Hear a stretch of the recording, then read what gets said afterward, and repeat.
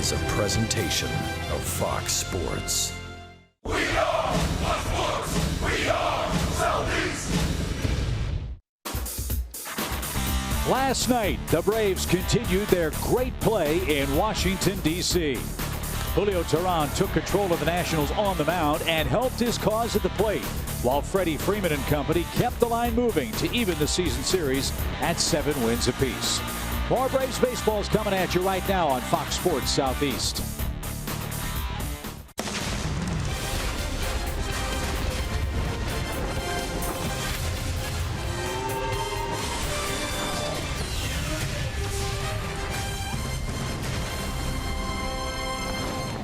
The White House is often called the People's House, and so far, Nationals Park this year has been the Braves' house. Atlanta has won 5 of the 8 meetings head-to-head with the reigning National League East champions on their home field. They'll try to win their 6th game head-to-head here tonight here on Fox. Hi again, friends. Chip and Joe, welcome back to the ballpark. An 8-0 shellacking handed to the Washington Nationals last night by the Braves, and so far, Joe, offense for Atlanta has been a very, very pleasant continuing surprise for the ball club. It's been fun to watch almost all year long. There may have been a few shutouts along the way, but the Braves offense, as we keep telling you, has been mighty good. Take a look at this through their last 25 games. Over 5 runs a game, 3rd in the National League, then 1st in average, on-base percentage and slugging percentage over this stretch, and 3rd in extra base hits. They're hitting a lot of long balls, too. That's always good to see, and they got their work cut out for them tonight. Because one of the best in the business, 2-time Cy Young Award winner Max Scherzer has the ball for the Nationals in Game 2. He has not lost a game since June 21st, if that tells you anything. 2nd best ERA in baseball in the low 2s. His major league rank since 2015, well, really good, and especially in the strikeout department. We'll tell you more about that as the game begins tonight, because this guy's been on quite a roll and has been for some time. Luis Gohara's got the ball for the Braves, making his 2nd big league start. He hopes to get 8 runs just like Julio Teheran got last night. It's Game 2 on a perfect night for baseball. Braves and Nationals coming right up.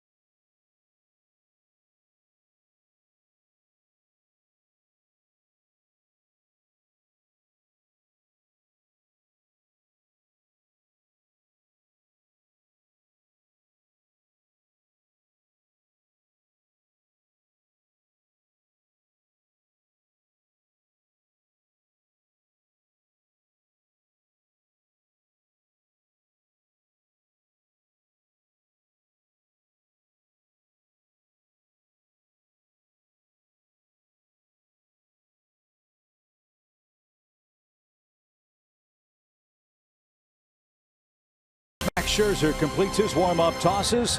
Scherzer's 14-5 on the year. The Braves are going to have their hands full with him after scoring 8 runs last night against Gio Gonzalez and the Washington Nats.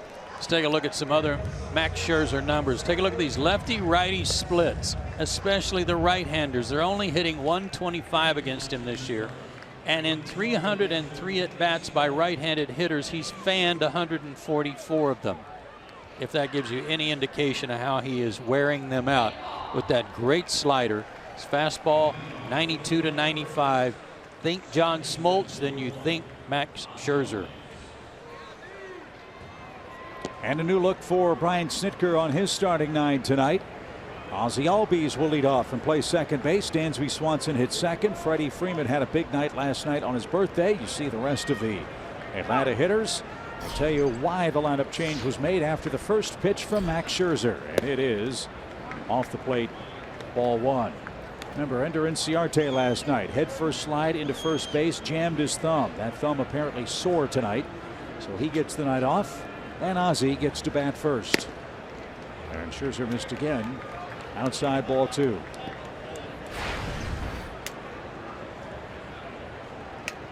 Ozzie Albies riding a 10-game hitting streak. He had 3 hits last night.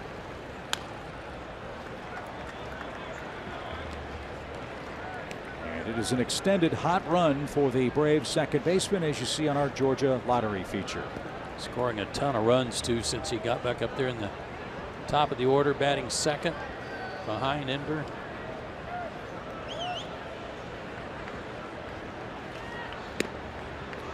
Scherzer's last start, not one of his better ones, but he got a win against Philadelphia, a game that was won by the Nationals 11-10. 6 innings, 6 hits, 4 runs. He did strike out 7.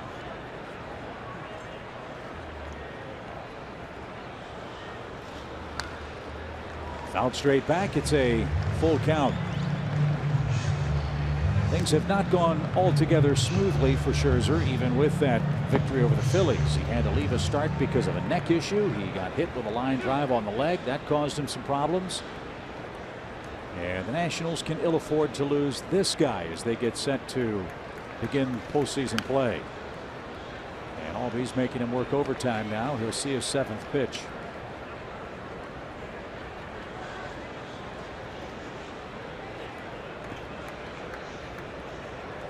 Those guys have been buzzing the ballpark all night. New and old. The 3-2 pitch is popped out of play.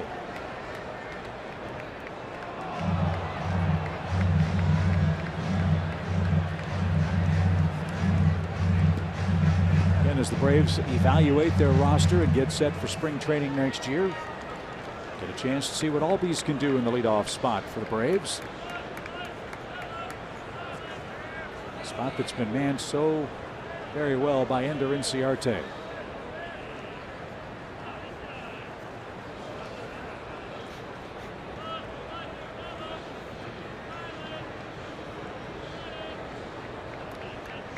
Scherzer ready with his 8th pitch. Albies doing exactly what you want your #1 hitter to do. And he almost got hit with that pitch, and Scherzer walks him to start the game. That's rare. Scherzer's walked only 47 men now in almost 179 innings. Last night we talked about Gio Gonzalez and how well he had been pitching, and just a .211 average against him, and yet the Braves turned a 1-out single, stolen base, and a base hit into a run in the first inning. See if they can do that against Scherzer. That'd be huge. And you know, Dansby can hit the ball to the right side. He's got a gaping hole to play with here with a fast man at first. Albies has a gigantic lead. One of the things Scherzer does to try to negate a good jump is he will hold the ball a long time in the stretch. Try to freeze you over there.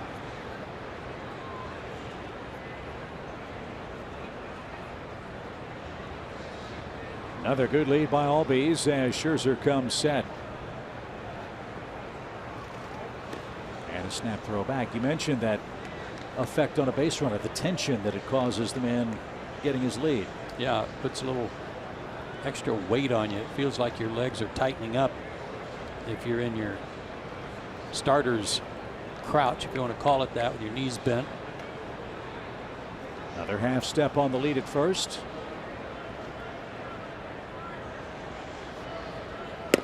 And Dansby takes a slider for a strike.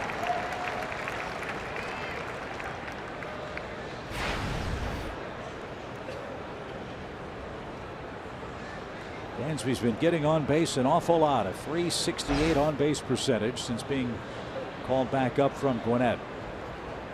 And hitting .342 in that same stretch. He's been batting in the bottom part of the order. He's batting second tonight in front of Freddie Freeman. And Scherzer missed again. 1 ball, 1 strike. He came up after Camargo doubled leading off the 4th last night, but was unable to move him over. Grounded to short. That kept Camargo at second, but he eventually scored on a double by Enciarte.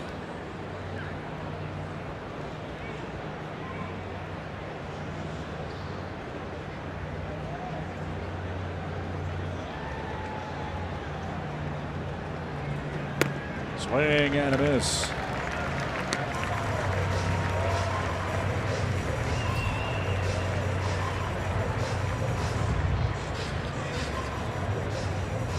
The slider is a hard downer slider.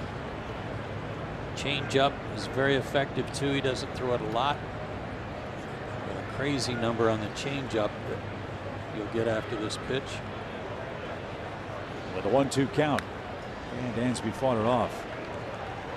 Hitters against his changeup this season are 10 for 100. So if he didn't have enough to worry about with his fastball, the slider, and curveball, changeup's not bad either. 10 for 100.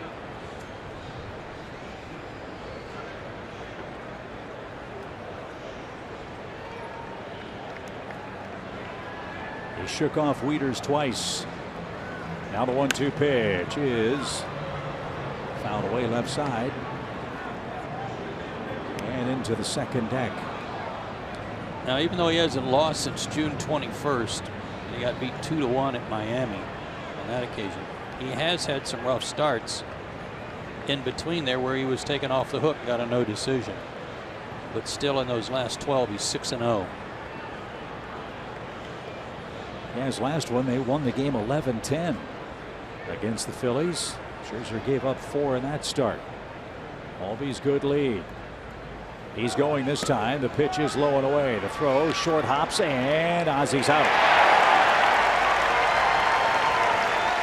First time Albies caught stealing as a major leaguer. Let's see if the Braves take a look at this bang-bang play at second base. For the moment, Albies is the first out. That's Shane Livensparger, a rookie umpire. Not a great jump. Well, did they keep the tag on? If they kept the tag on, he's out because he lost touch with the base. But he didn't.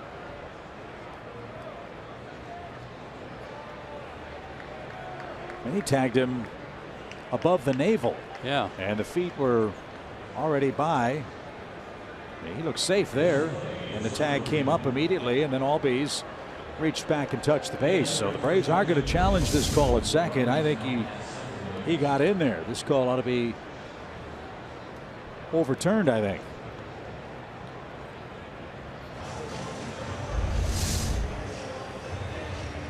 Foot is on the bag.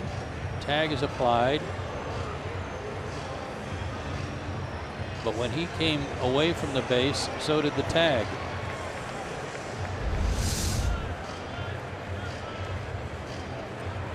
So the call on the field was out. Would there be enough evidence to change the call by Shane Livensparger at second base? I know infielders are probably taught this, but these days it really pays to just keep the glove on the runner all the way through until time is called, just in case.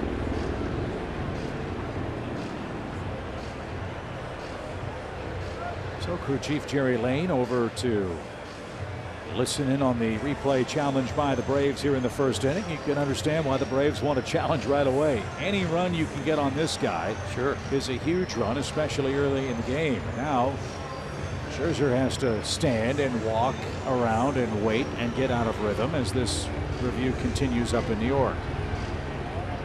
Foot on the bag, tag applied. The only question is, did the foot come off while the glove was still on the midsection of Albies? Another angle. Defoe tag, but the foot was on the base at that time. I don't know. I don't know if they'll overturn it or not. I don't know if there's enough there to make them think there's a chance he could be safe.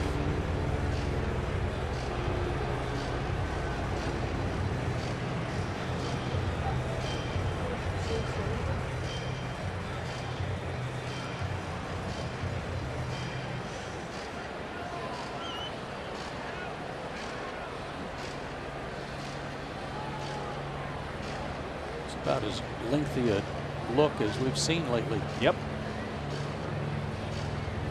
And now Scherzer goes back to the top of the mound, and he'll start to take a few extra warm-up tosses.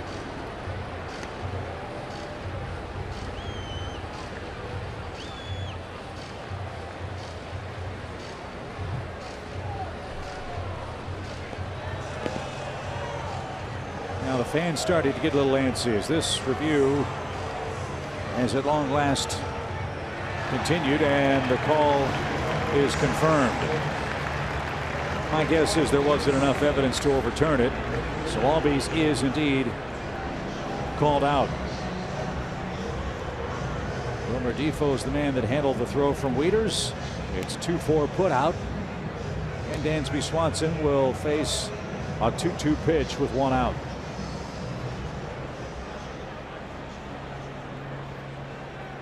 Nearly 2.5 minutes for that replay review. That's a long time. So let's see if it has effect on Scherzer as Dansby pops one up left side. Trey Turner and Rendon onto the warning track. It'll be Turner at shortstop. He's got it. And Swanson's retired. 2 outs for Freddie Freeman. Safe to say Freddie Freeman had a very happy 28th birthday yesterday. A third inning 3-run homer measured at 443 feet, his longest home run hit this year. A double and a single. But loved what he said after the game in his chat with Kelsey. The home run wasn't his happiest birthday present yesterday. First pitch, which is cut on and missed. Freddie has his family with him here in Washington, and he said the best gift of all was that little Charlie slept till about 11:45 in the morning yesterday. And any young parent who has a toddler or younger, every minute of extra sleep is a gift from above. That's appreciated.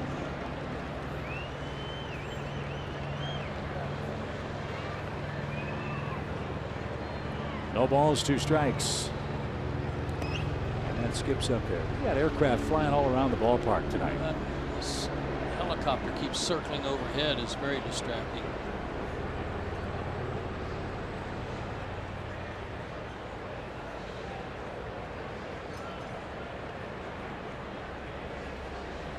The 1-2 pitch.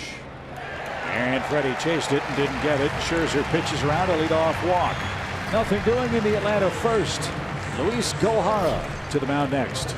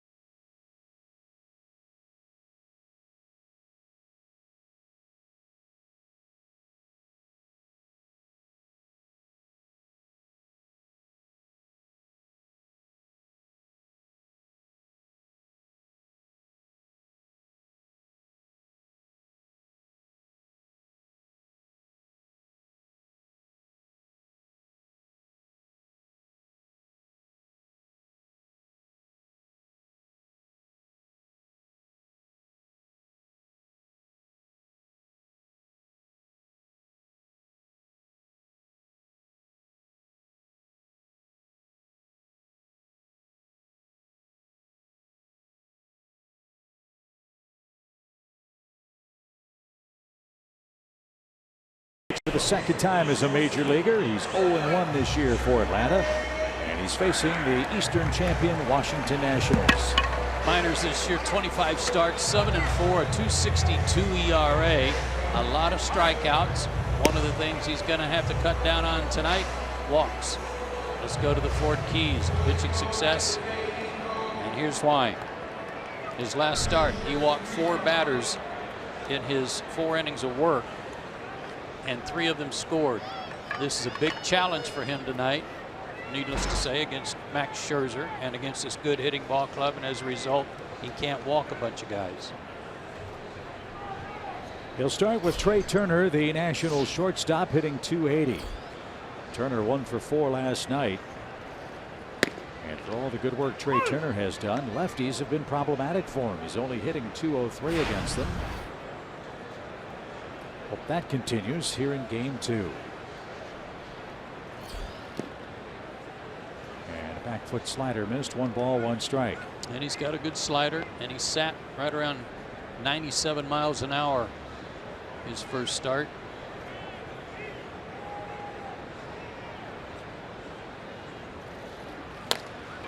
Little chopper hit to the left side. Dansby charges, throws on the run, and Turner beat it out. Infield hit.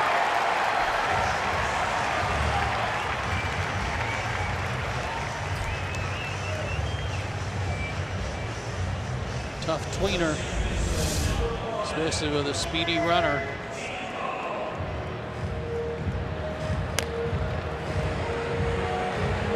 Thought maybe Rio could have cut that ball off, but on replay I see he couldn't have. And with a right-hander falling across the plate like that, it's like a head start to first base. Now Turner, leading from first with 39 stolen bases, is aboard in front of Wilmer Defoe, playing in place of Daniel Murphy tonight. Number 1, the Braves have a left-handed starter out there, but number 2, Murphy, Dusty Baker said, is having some neck problems. Neck was a little stiff last night, so Dusty Baker will give Murphy the starting assignment off. And Defoe with a bunt try, and that's into the seat, strike 1.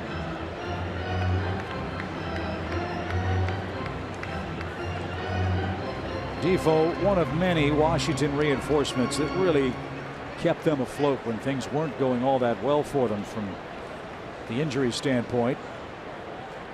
Defoe's hit safely in 27 of 36 games. And going back to the 1st of July, hitting over .325 for the Nationals. And another very versatile player for Dusty Baker, a switch hitter, and a man that can play just about any place for you defensively.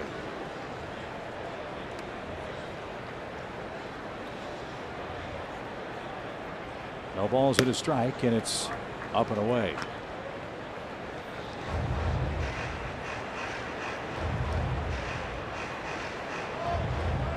Again, Luis, just 21 years old. He's 6'3", and he weighs 200 and something.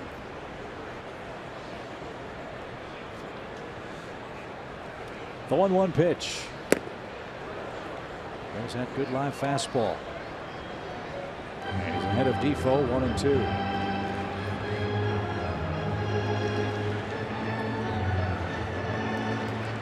Rendon and Zimmerman await next for Washington.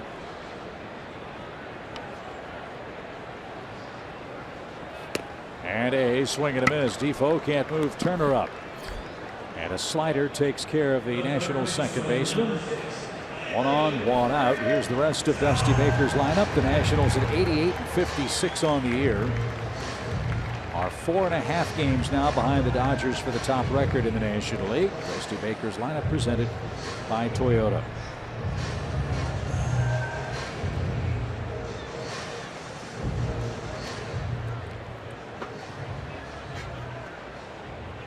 I bet Anthony Rendon gets some MVP votes in 2017.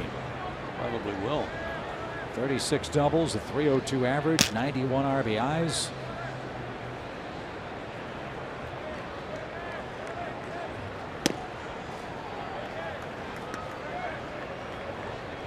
On that fastball.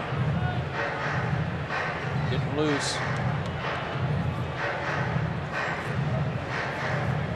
great slider to Defoe for the strikeout, but it was hard.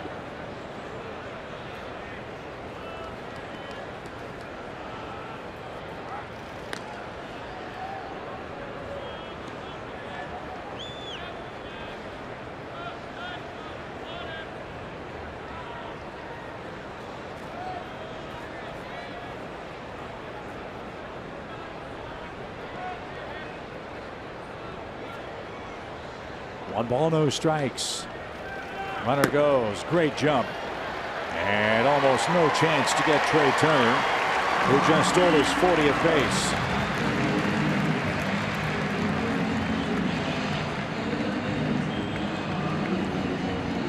One on his first move, and it's a high leg kick.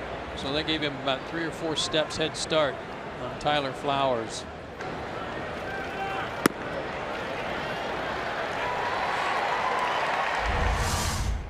Turner stole 33 bases in 73 games last year. He's got 40 this season.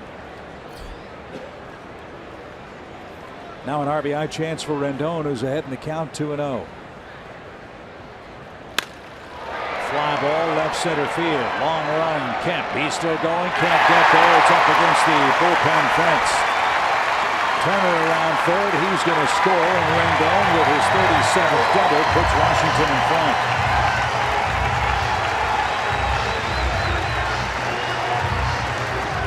Matt saw that ball off the bat. I was watching the ball off the bat leave the infield, and I didn't see Matt move yet.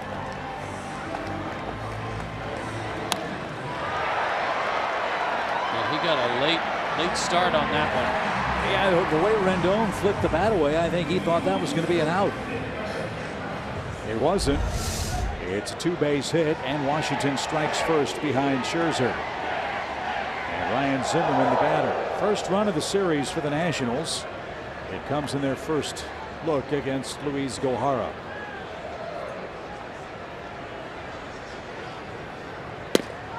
And a strike to Zimmerman. Ryan had a couple of hits last night.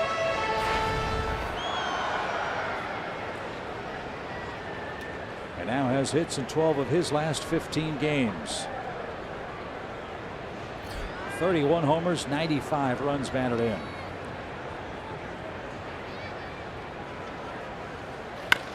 Grounded toward third. Leo with the play, and the toss across in time. 2 outs.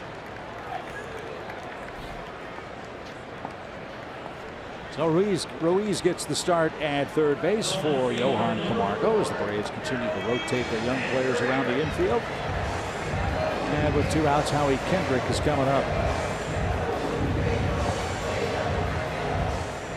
Kendrick's been a nice fit for the Nationals, hitting .323 in a Washington uniform.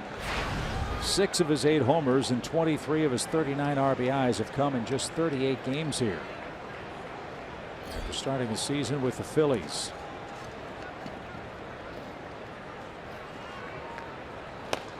Little tapper, and Gohara off the end of his glove, recovers and throws to first in time. And that retires the side. A run on 2 hits. Turner's stolen base is cashed in by the Nationals, and they lead 1-0.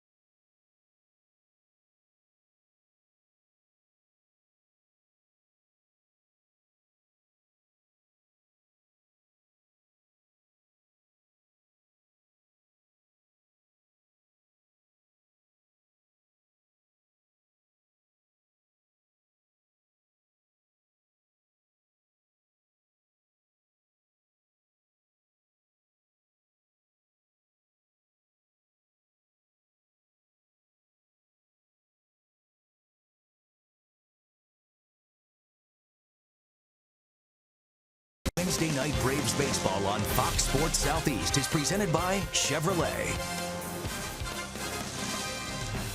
The Nationals strike first in the first. A double by Anthony Rendon. His 5th RBI against the Braves this year. It's 1-0. With Matt Kemp set to lead off for the Braves. Markakis and Flowers to follow.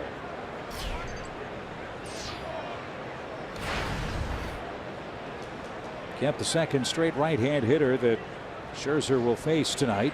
He got Swanson to pop out, and the righties have been just chewed up by this guy. Coming into action tonight, righties with 303 at bats against Scherzer. He has struck out almost half of them, 144 out of 303. That is ridiculous.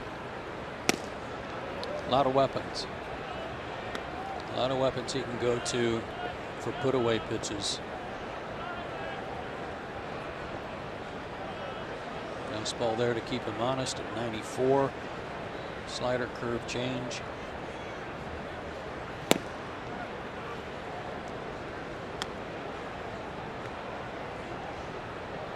Two balls and a strike.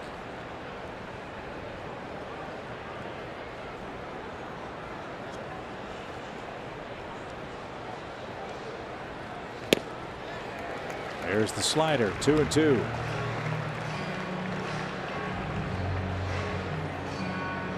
You are looking at a master craftsman. Max Scherzer at 14-5, second best ERA to Clayton Kershaw in the National League.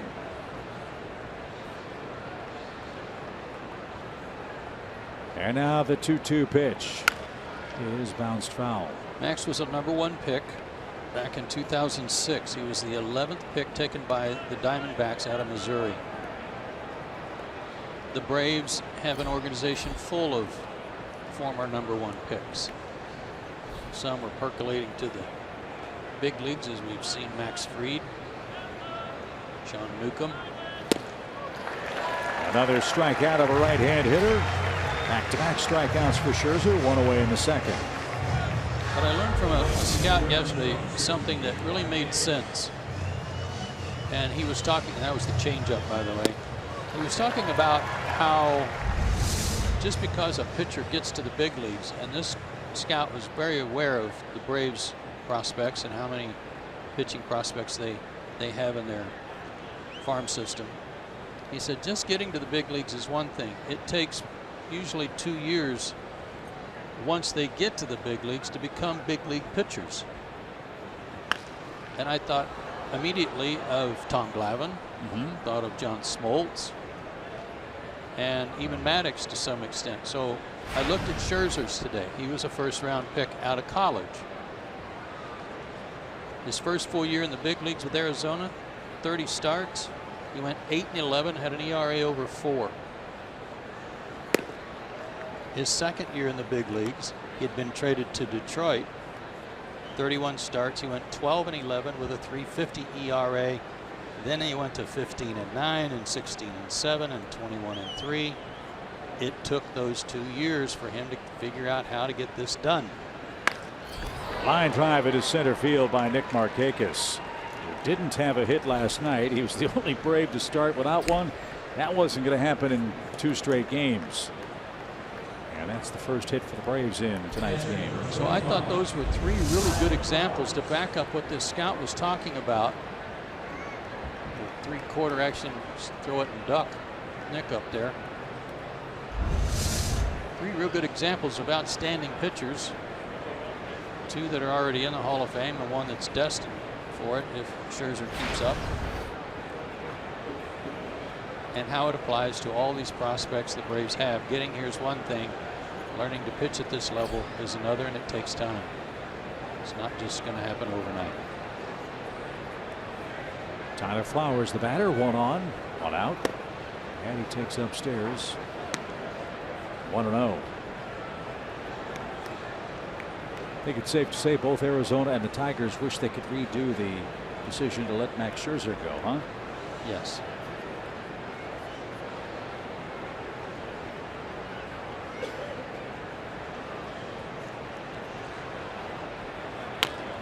Little tapper hit toward Rendon. He's going to have 1 play.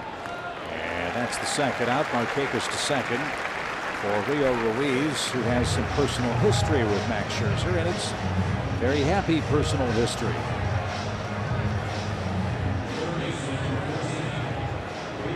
SunTrust Park, his first big league homer.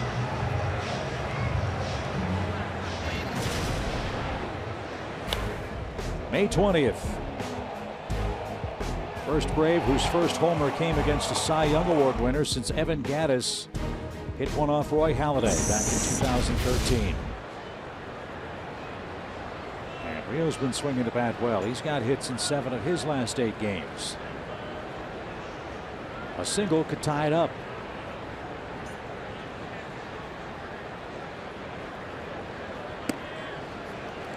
And in for a strike. The Braves have been good at that. They were 5 for 15 with runners in scoring position last night. For the season, they are 3rd in the National League at 274. The offense by and large has been fun to watch again. For Atlanta, the 0-1 pitch is foul at the on-deck circle. It's 0-2. You could see that ball. And when he drops down just a little bit more, it creates even more sinking action on his fastball.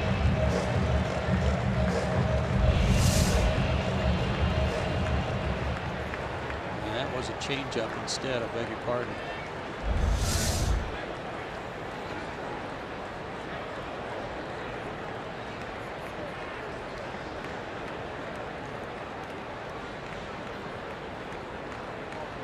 The 0-2 pitch.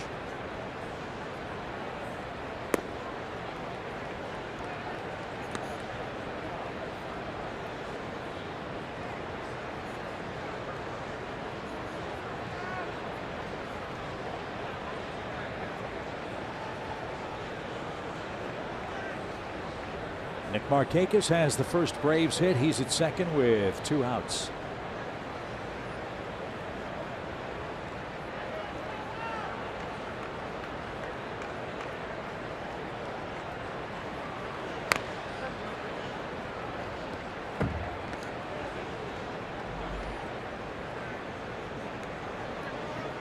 Scherzer has a couple of complete games to his credit, but at this rate, I don't know that he would be able to go 9 innings because the Braves are making him work. He's about to throw his 35th pitch. He's not yet out of the second.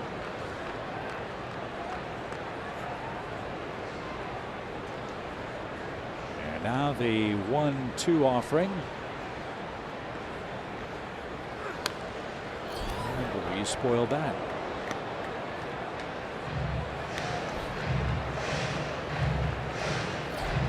It's the beginning of the 2016 season. Last year, 40% of his outs he's recorded have come by way of strikeout.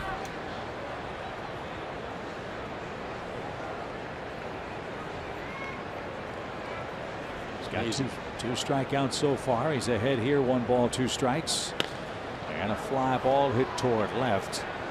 And that is in foul ground and playable for Howie Kendrick, who makes the play. And that retires the side. Nick Markakis with the first Atlanta hit, but it's still 1-0 Nationals.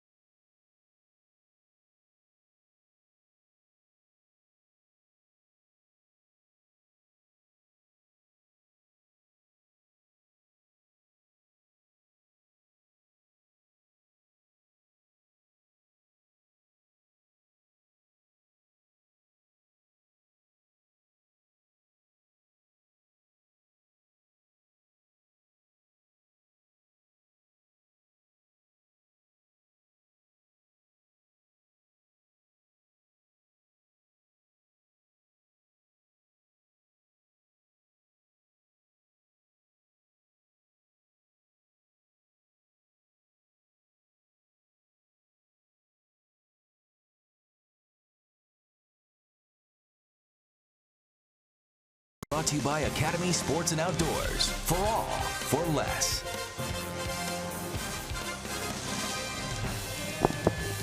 Time for the home second inning from Washington. It's the Nationals 1, Atlanta nothing. Michael Taylor, Jason Worth, and Matt Wieters are coming up. The Dusty Baker's Nationals, who are 88 and 56 on the year. They've already won the National League East, and they've won it earlier than any other point in their franchise history. Earlier than anybody in baseball this year. The 2014 Nationals won the division September 16th in Atlanta at Turner Field. The Braves helped them clinch by beating Miami in the last game of our homestand back at SunTrust Park. Ninth time Dusty Baker is going to take a team to postseason play. Michael Taylor leads off and takes ball one. Gohara delivers, and a shot toward center. Adams on the run, won't get there. And Michael Taylor has a leadoff hit.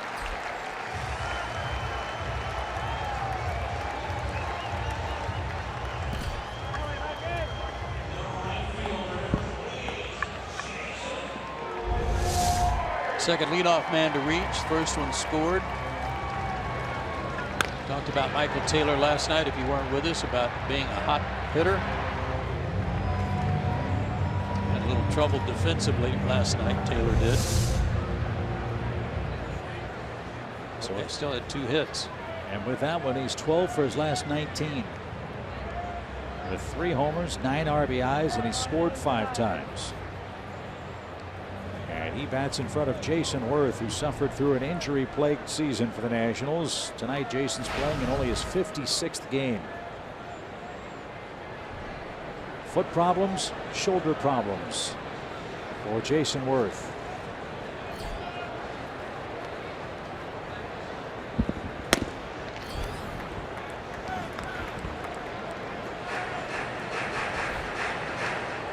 Dramatic return to the lineup on August 28th in his second at bat against the Marlins. He hit a 2-run homer. One of 9 he's hit this year. And interestingly, this evening, he's not playing left like we're used to seeing him. He's getting a look in right field. I'm surprised. Kendrick played right field last night. If they were concerned about Jason's shoulder, why not leave him in? Leave Kendrick in right, put Jason in his normal left. They've got Taylor picked off if Freddie can run him down, and he does.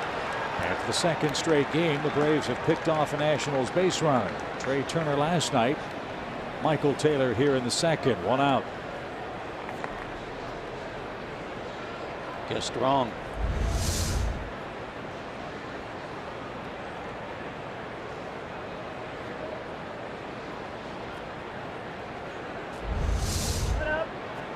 So Luis can go back to the windup. He's behind Jason Worth. 1 ball, no strikes.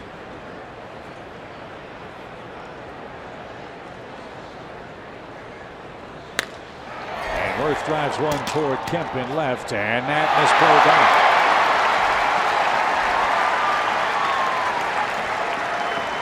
Worth at second with 1 out.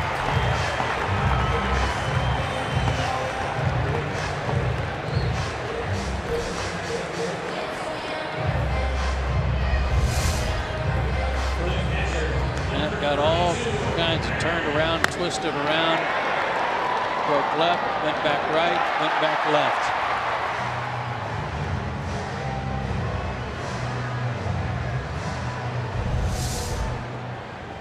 Bad misread.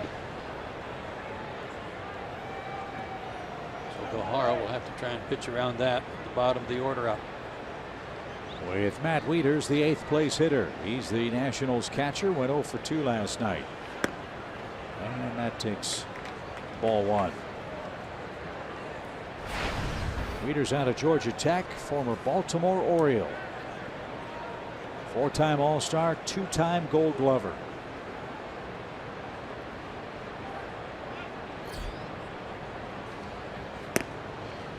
I want to say he was like the 3rd or 4th pick in the draft that year. That sounds about right.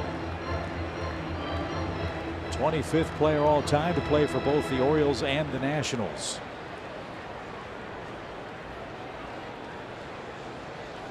Fifth overall in 07. And driven foul, 1 ball, 2 strikes.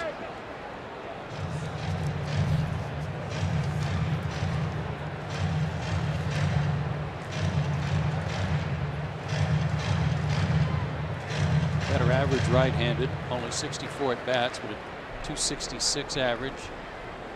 3 of his 9 homers right-handed.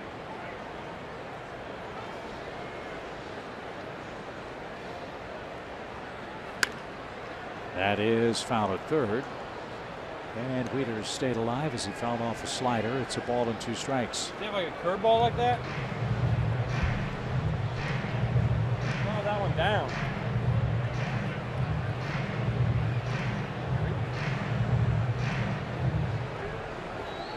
Max Scherzer waits on deck and asks for Gohara to get Wieters and have a chance to get out of the inning.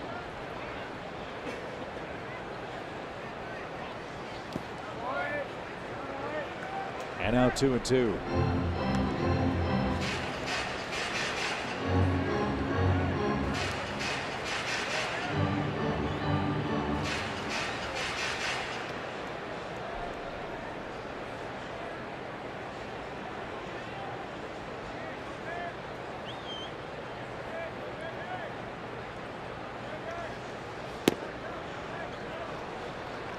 Now he's gone full.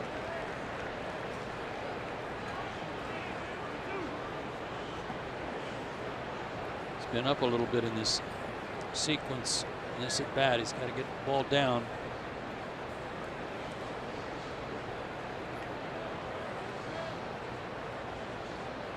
And now the payoff pitch is fouled again. A lot of breaking balls up.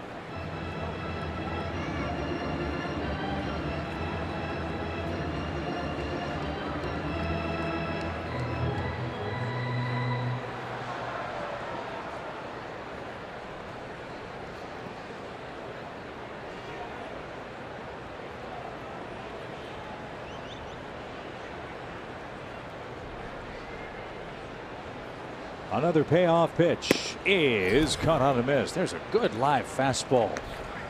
And Wieters didn't get it. That's 2 strikeouts for Gohara. And now he does face Scherzer with a chance to keep it 1-0. 98. Let it go. He was tardy on it. Big strikeout.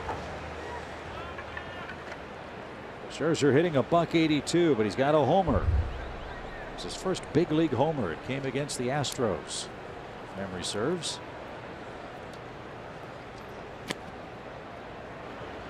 And then after he hit the home run, he had to come out of the game because his neck was bothering him. That's what happens when you stop and watch.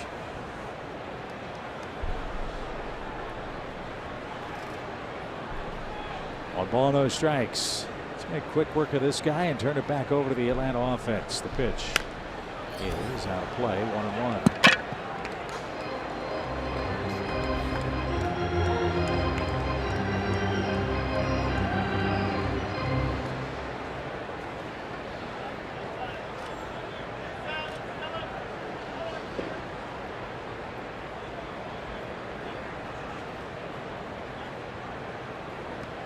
Jason Worth doubled.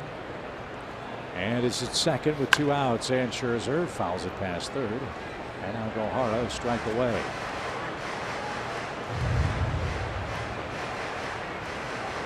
So far his slider's been kind of slurvy. He's not burying it in the back foot of those right-handed hitters. And leaving it out over the plate for contact.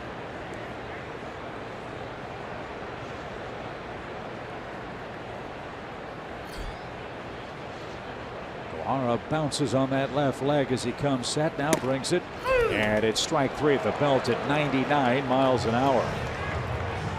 He's got a good fastball tonight. Let's see if he keeps using it. Gohara with 3 strikeouts. He's coming up second in the third.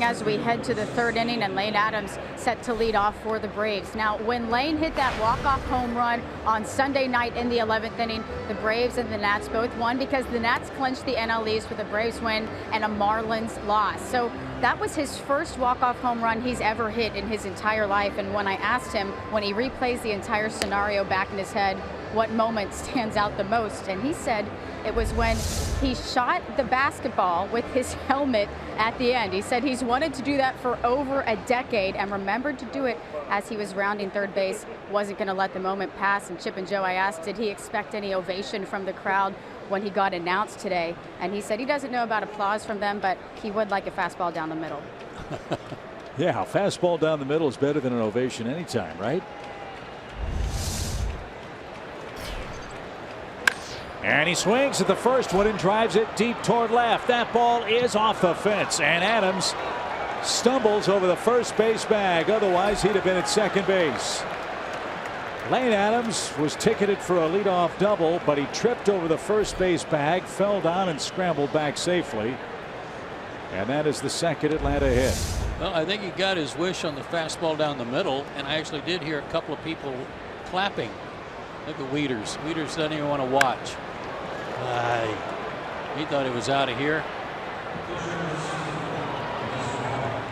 But a slip on the top of the bag. He hit the top of it and not the edge of it. He hit the red M&M right in the face with that line drive. As Gohara trying to bunt him over. And it was scalded. Good thing it didn't melt.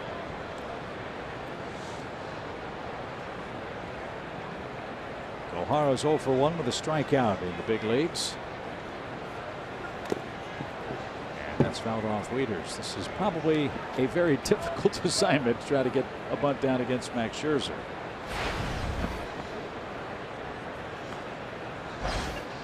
These are the kinds of plays in National League action can help you win the game if you can get the bunt down.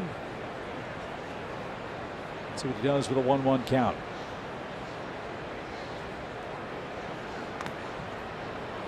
Another shot off Wieters' leg, 1-2.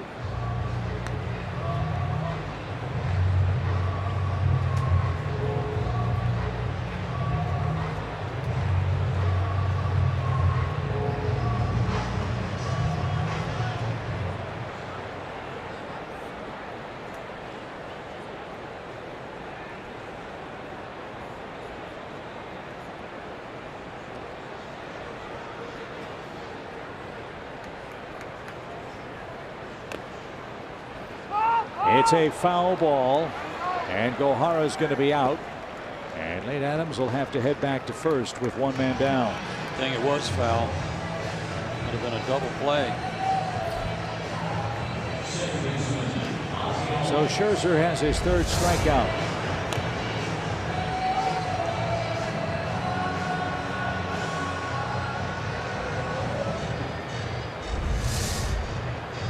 So Adams back to first, top of the order, and Ozzie Albies, who walked to start the game. He was thrown out trying to steal after a 2.5-minute review. That call was upheld. Lane might swipe one. He's 8 for 8.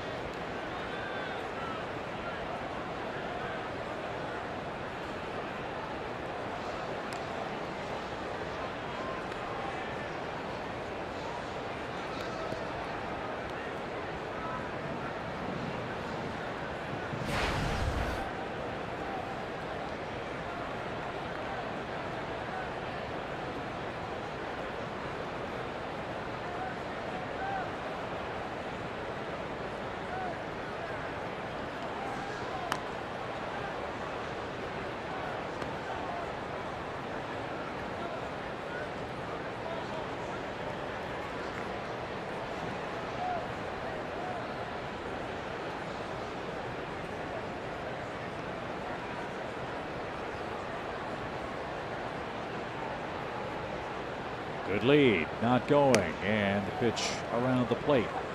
Kelsey was talking about Lane wanting to shoot his helmet like a basketball. He was a terrific high school player, scored a lot of points.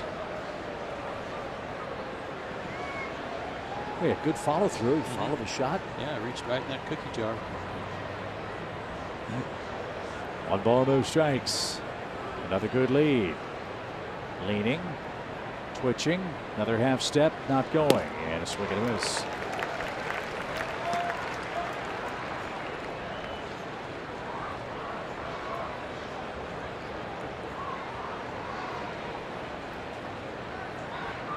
As we told you in our opening comments, the Braves offense last 25 games has been awfully good. That'll be put to the test tonight with Max Scherzer, the Hound opponent. He leads 1-0. Fly ball left center, pretty well hit. Taylor on the run to the track. He's going to catch it, and Adams has to retreat. If he pulls it, it's in the Washington bullpen. And no such luck. Pretty good poke the other way for left-handed hitter. So the park big enough to hold that drive, 377 feet away from home plate. And now Dansby Swanson, the hitter. Dansby popped out to short in his first at bat. Scherzer's given up 21 homers, which is pretty amazing when you think that he had only given up 110 hits all year coming in.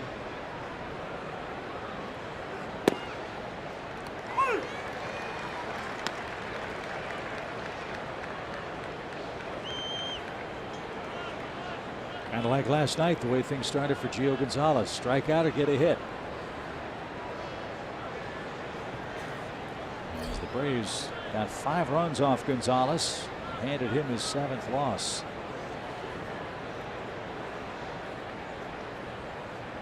Runner goes. Pitch popped up into shallow right. And Jason Worth will have plenty of room to make the play, and he does. Atlanta can't cash in a leadoff hit from Lane Adams. Washington 1, Braves nothing after 2.5.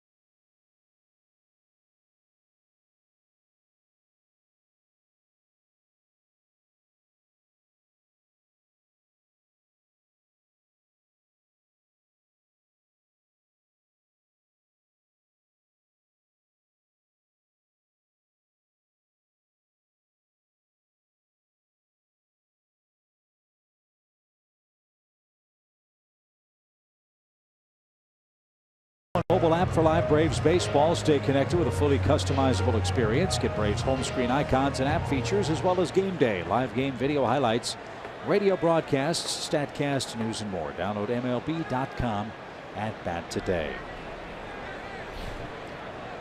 Youngster in the stands wearing Braves colors. A youngster on the mound wearing Braves colors. Luis Gohara goes through the top of the Washington order a second time. It starts with Trey Turner, who reached on an infield hit, stole a base, and scored the game's lone run back in the first.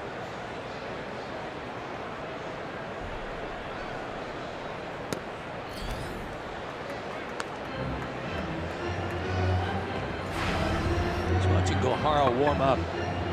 It's a little different. He had the catcher, bullpen catcher in a crouch, catcher's crouch. To right, long run Markakis headed for the corner, and Nick makes the grab to retire Turner. 1 out. Ball's carrying tonight. It is. Anyway, he had the catcher in the crouch. They were throwing on flat ground out in left field, and he was throwing from probably 120 feet, like in his windup, but trying to throw strikes from that distance and airing it out. So I'm sure when he got on the mound at 60 feet 6 inches, it felt like nothing. Well, it certainly doesn't look like he labors to get the ball up there at 97, does it? As Wilmer Defoe, the batter, he struck out his first time. First pitch swing, popped up again to right field. Markakis in. 9 or 10 steps. O'Hara quickly, 2 outs. That brings up Anthony Rendon. You could sure use an easy inning.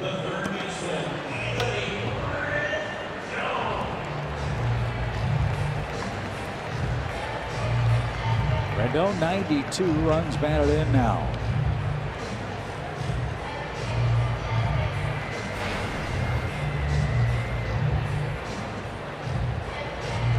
He's another one of those defensive players at his position who is going to have a real hard time ever winning a Gold Glove as long as Anthony Rendon is in the, as long as Nolan Arenado is in the league. Right.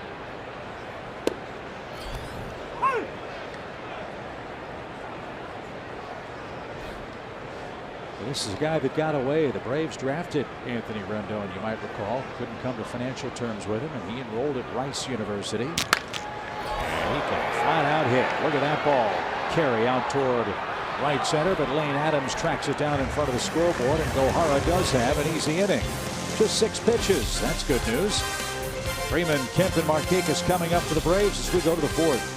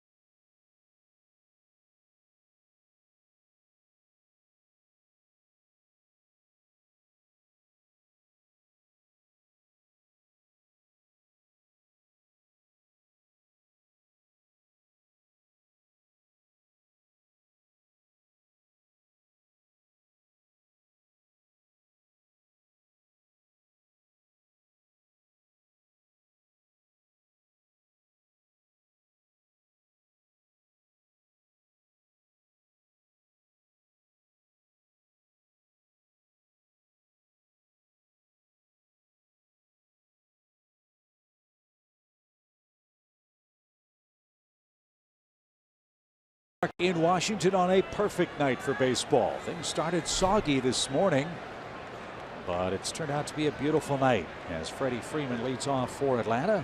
He's our Zaxby's player. How about that on base percentage? 24 out of 49 plate appearances.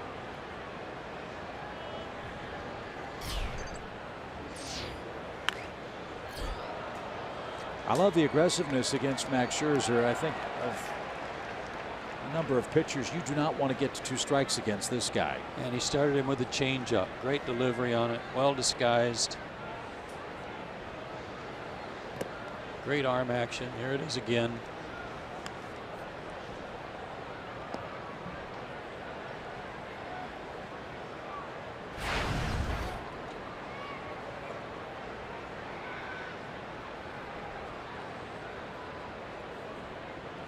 One ball, 1 strike. And Freeman pops one down the right field line. Long run Worth. He's going to get there, however. And Scherzer making good use of his outfield so far tonight. Has the first out here in the 4th inning. Well, there's a case of a veteran pitcher pitching to his defense. They want Freddie to pull the ball. They're shifting so that when he does pull the ball, they can get outs. Pitched him in, got the out.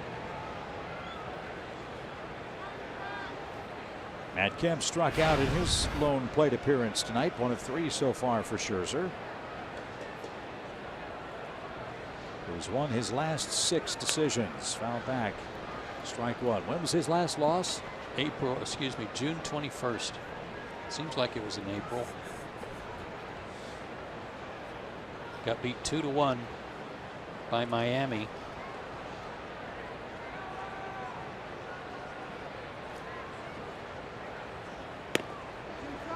That missed inside. Ball 1, strike 1 to Matt Kemp. And he went 8 innings. Gave up 2 unearned runs, 1 walk, 11 strikeouts. Got beat 2-1.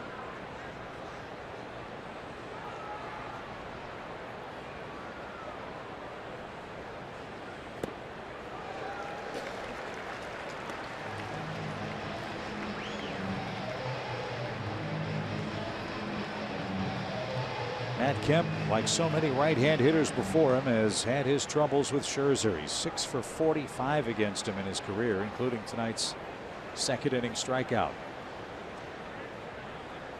And that skipped up there. 2 balls, 2 strikes. Last year, Scherzer went 20-7, 2.96 ERA, 34 starts, 26 of them were quality starts. That was the best in the big leagues, the most in the big leagues. But at least according to the Nationals media guide, their definition of an ace would not just be 6 innings and 3 earned runs, but a guy who goes 7 or more innings and gives up 2 earned runs or less. He had 18 of those, and that was 3 more than any other National League starter. You know how much it pains me to say this, but I agree with the Nationals media guide on that one. Yeah, that's a good one. You go 7 or more and allow 2 or less 18 times. Yeah, that's top of the rotation, quality start type stuff. And Kemp didn't get the slider. Scherzer set that up nicely. He's got 4 strikeouts.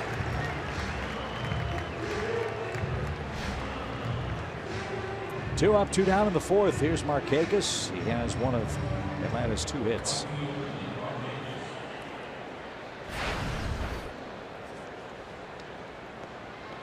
Another great year at the plate for Nick.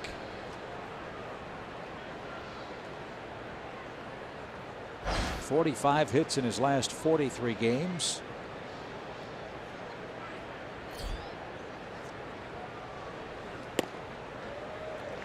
Another consistent year at the plate. .281. He's knocked in 69 runs. Got to the 2,000 hit mark, of course, this year. That was on August the 3rd.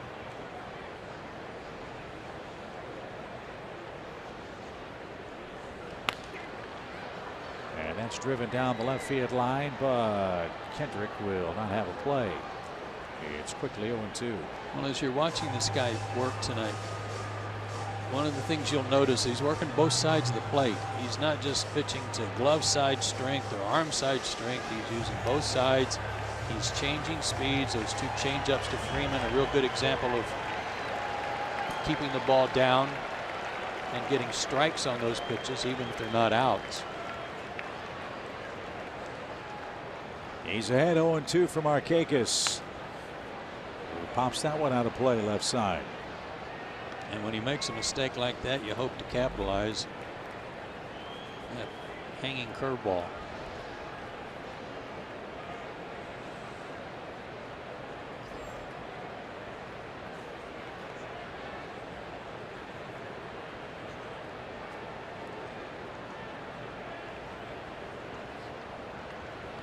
Now the 0-2 again. It made him move his feet. 1 ball, 2 strikes.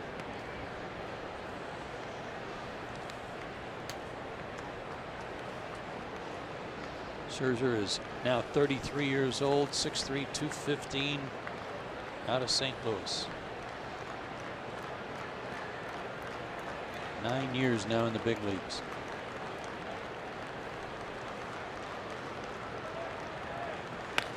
Line drive left field, a base hit for Markakis. Big turnaround first, and he'll stop there. Nick has 2 of Atlanta's 3 hits. Not surprising. No, he loves the challenge of facing guys like Max Scherzer. A lot of at bats against him in his career. A .277 average. There was a mistake. Change up that he left up and out over the plate a little bit. And true to Markakis form, he didn't try to pull it. Nick's now 15 for 49 against Max Scherzer. And represents the tying run. Here's Tyler Flowers. The Braves catcher tonight bounced out to Rendon his first time. And that's upstairs.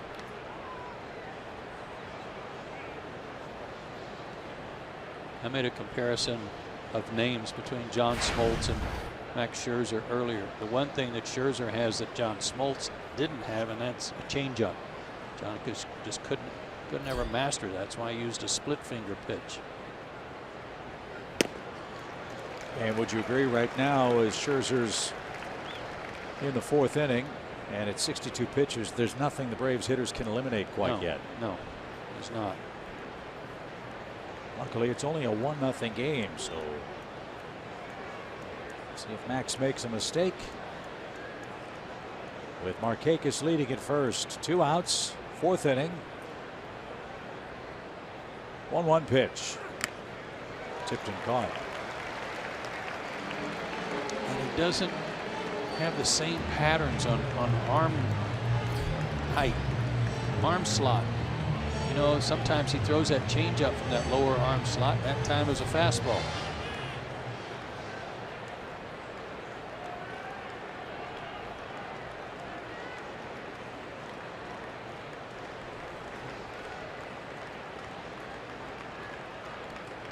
Now the 1-2 pitch is cut on and missed, and that's the inning. 5 strikeouts for Max Scherzer through 4 scoreless innings. Middle of the order coming up for Washington, leading 1-0.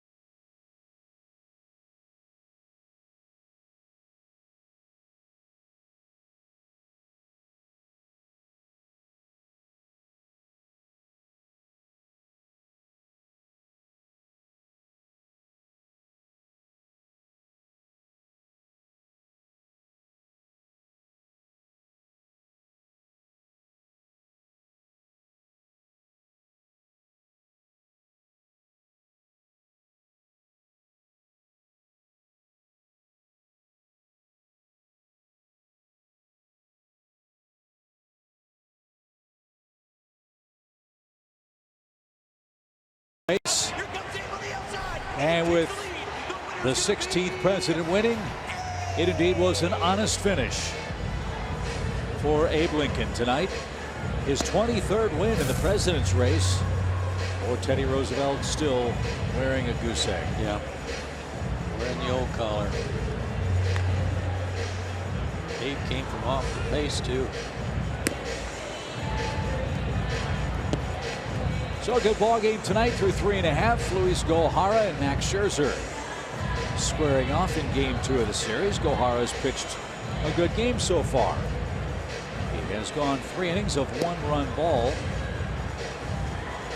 and An RBI double by Rendon in the first, the only blemish for either pitcher. And Gohara's got 3 strikeouts. It was hit to that corner out there by the bullpen, but it looked like Matt got a late start on it. Pitched out of trouble in the second inning when Kemp misjudged a ball badly. He pitched around that double by Worth. But already much better control displayed by Gohara to this point, who walked 4 in 4 innings in his debut against the Rangers. And needed 83 pitches to get through those 4 innings. I'm sure you can write off a lot of that to nerves.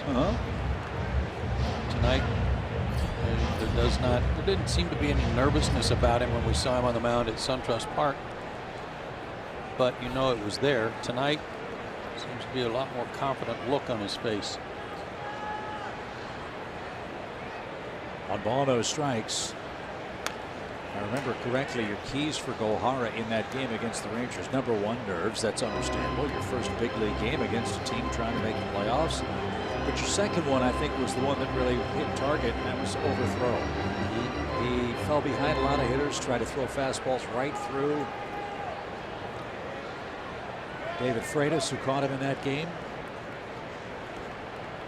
And when the dust settled, 4 walks turned into 3 Texas runs in what ended up being a 12-8 shootout. Yeah, and with all due respect to David Freitas, who probably knows him better than Tyler Flowers, Tyler knows these hitters better than Freitas does. So that's helping him a little bit too, I'm sure. A ball and 2 strikes for Zimmerman. Did he go around? Yes, he did. He's going to be called out at the plate by Dan Bellino. And that's the first out of the inning. 4 strikeouts for Gohara. There's the back foot slider. He'd been leaving this slider out over the plate. Not this time. Buried it in there, and Zimmerman couldn't stop his swing. Yeah, he did. Howie Kendrick, the hitter. He tapped back to the mound. That ended the Nationals' first.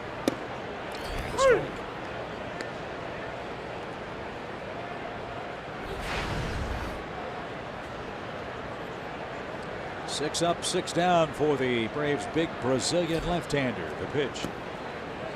Another awkward swing, 0-2.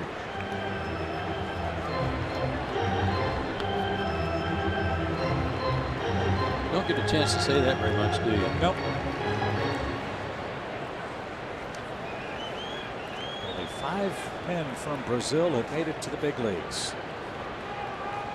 Gohara, the latest.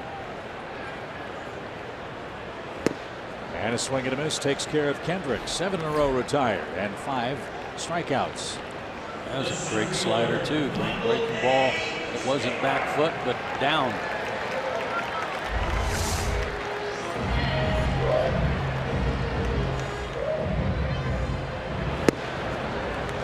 It's got it working now. Yeah, that was hard.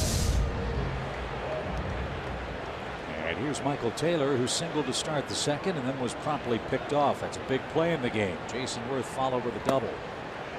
Otherwise, it'd be a 2-0 game. Yan Gomes, the first from Brazil to make it to the big leagues with Cleveland in 2012. Paulo Orlando with the Royals. Andre Rienzo in San Diego. Thiago Vieira for Seattle. For Atlanta, Luis Gohara. Speaking of Cleveland. Yeah. 21. Blackjack. Yes, sir. Cleveland won their 21st game in a row. They beat the Tigers 5-3 today. They've got Kansas City on the docket next.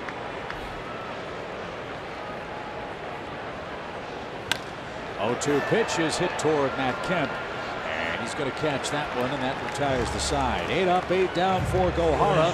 He's equaled his career high in innings pitched. He's coming up 3rd in the Atlanta 5th.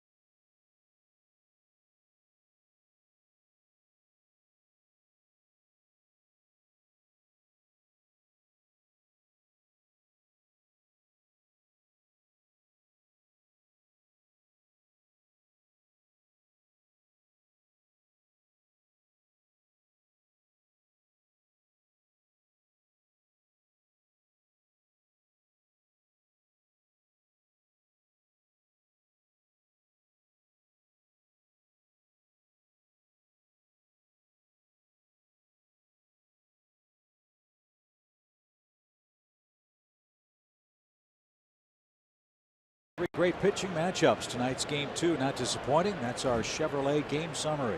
Yeah, take a look at the comparison between the kid and the veteran ace. A lot of similarities, only 1 run separating the two right now. For the Braves in the 5th, Ruiz, Lane Adams, and Kohara coming up.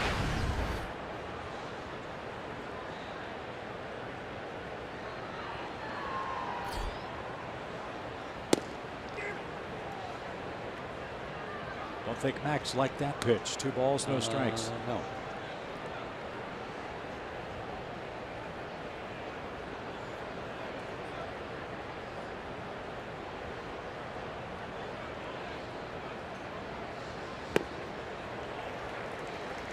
That one a beauty. 2 balls and a strike.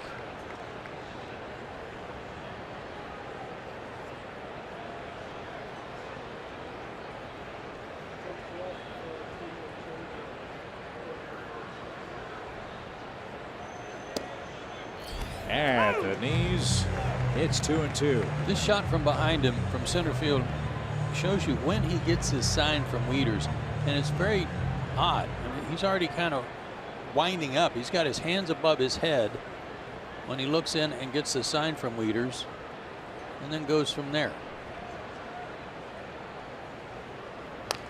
I don't know if I've ever seen anybody do that before. And he's really fiddling with the baseball in the glove too, figuring out which grip to get as he brings his hands back to the chest. When he brings them back down, I was trying to figure out how can he see Wieters, but he's already gotten a sign by the time he brings him down.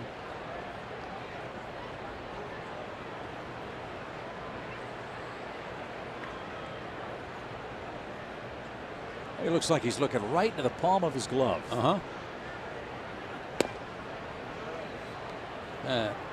Cutter. That's what that looked like. That is nasty. He can't see home plate. Maybe he can with his blue eye. I don't know. It's maybe X-ray vision. Yeah.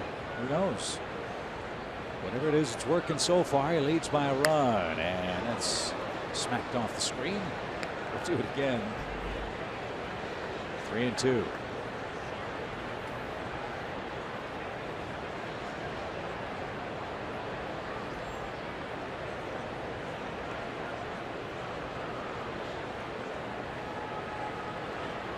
Took it off there.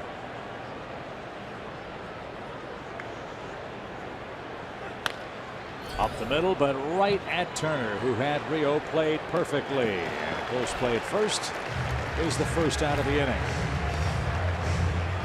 That was a nice surprise for Scherzer to turn around and see somebody standing there, because he knew that was probably going to be a hit. Good at bat by Rio.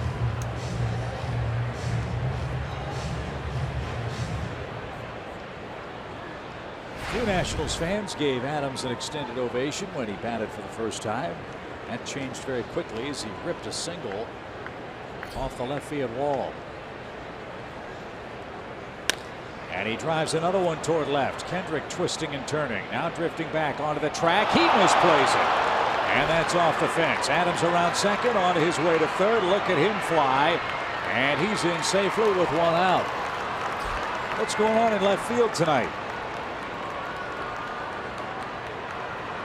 Both guys playing it like the Bermuda Triangle out there. Lane didn't stumble going around first this time. A little bit of a hanging slider or cutter. Kendrick got turned around. Again, a second baseman by trade, but has been playing a lot of outfield, especially left field, the last couple of years. Botched that. Lane Adams will happily take the triple, his first in the big leagues. And now the infield comes in for Washington. Gohara struck out trying to bunt back in the third. Tying run 90 feet away for the Braves. The pitch is that nasty pitch darting down and into a left-hand hitter. Strike 1. Lane's fast enough to score on contact if by some happenstance Luis puts it in play.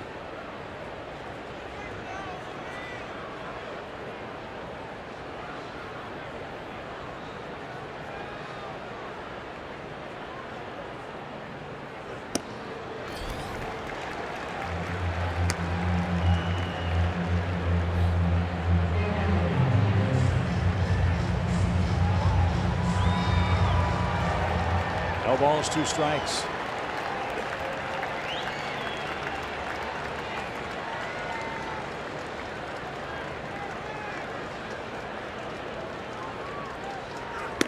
And a swing and a miss. That's 6 strikeouts for Scherzer. 2 outs in the inning. And this presents, I think, an interesting case study for Washington. Very fast runner at third base. You got Albies, who's very fast too. Might he try to lay down a bunt here, even with 2 outs? Well, at least so far you see Defoe at second base already shortened up. Rendon's in, and even with the bag at third. They know that's a possibility. With those infielders in, maybe that opens up a lane for a sharply hit ball to sneak through and get the game tied. We're about to find out. Pitch. Line drive into right field. It's academic. 1-1. Atlanta gets a base hit from Ozzie Albies, who now has an 11-game hitting streak, and the Braves cash in the fielding adventures of Howie Kendrick in left. It's 1-1. How impressive has he been? Doesn't matter who's out there, he doesn't care. 95-mile-an-hour fastball at the knees. He didn't miss it. Picked up another 2-out RBI. His 19th run driven in. Albies the first Atlanta rookie with a 10-game or better hitting streak since Freddie Freeman in his rookie year in 2011 put together a 20-game hitting streak. You are right. Albies has been extremely impressive. He's got a huge lead. And he's chased back to first.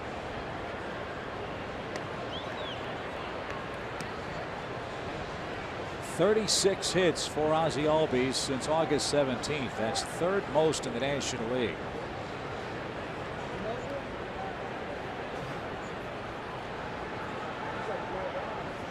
He has been worth the wait. Now Dansby skies one toward left. Kendrick comes in a few steps, camps out, and puts it away. Atlanta gets a triple and a 2-out hit in the 5th inning. They have tied Max Scherzer 1-1 halfway through at Nationals Park.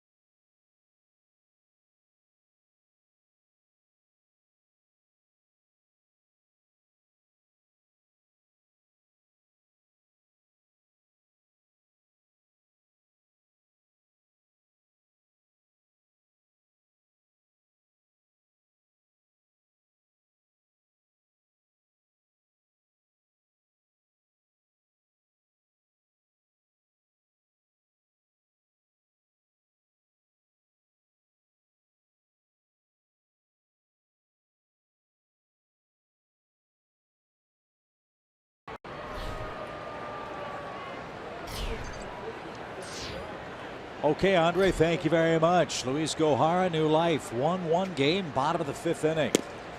That is Gohara's 46th pitch as he starts the 5th inning tonight. Yeah, he set down 8 in a row. 4 strikeouts.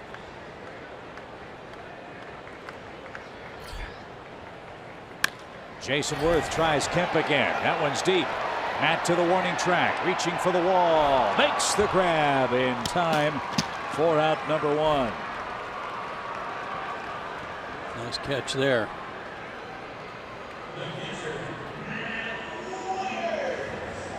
Nine up, 9 down for Gohara, who's set a new career high in innings pitched now with 4 1/3.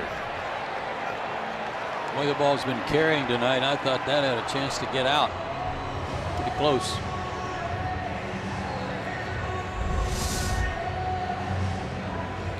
And Weeder struck out his first time up. Gohara has 5 of those. And performances like this are what gets you excited about young pitching. Sure. Going toe-to-toe with a Cy Young Award winner, a team that's won the division. Third, fourth deck of this stadium hasn't intimidated Gohara a bit. Very much under control. Yeah, he's throwing strikes. Yeah. To me, a young pitcher, when they're having trouble throwing strikes and walking people, it's because they're giving the hitters too much credit. They're afraid of making a mistake and having to hit out of the ballpark. Did Elvis Andrus' home run in Atlanta affect Gohara, you think? It could have. It was in the first inning. Second batter might have kind of opened his eyes a little bit, wide-eyed look a little bit that I better be careful. Fly ball toward Adams in center. Lane camps out. He's there, 2 outs. 10 up, 10 down. Yet if just joining us, night off for Ender Inciarte, whose thumb is a little tender after his headfirst slide last night. Ryan Slicker pushed the right button, getting Lane Adams into the game. And all Adams has done is go 2 for 2, and he scored the first Atlanta run. There have only been 2 ground ball outs off of him, and they were to end the first inning. Grounder to third that Rio handled, and then the little comebacker to Gohara from Howie Kendrick to end the inning. Those are the only 2 ground ball outs. Scherzer flirts with an extra base hit. One is down, strike.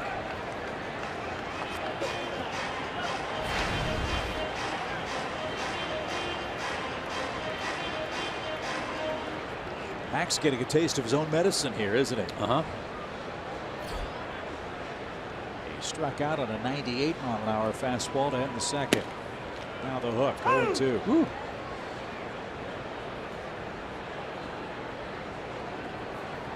Well, like Ted Simmons says, he's got the pitches.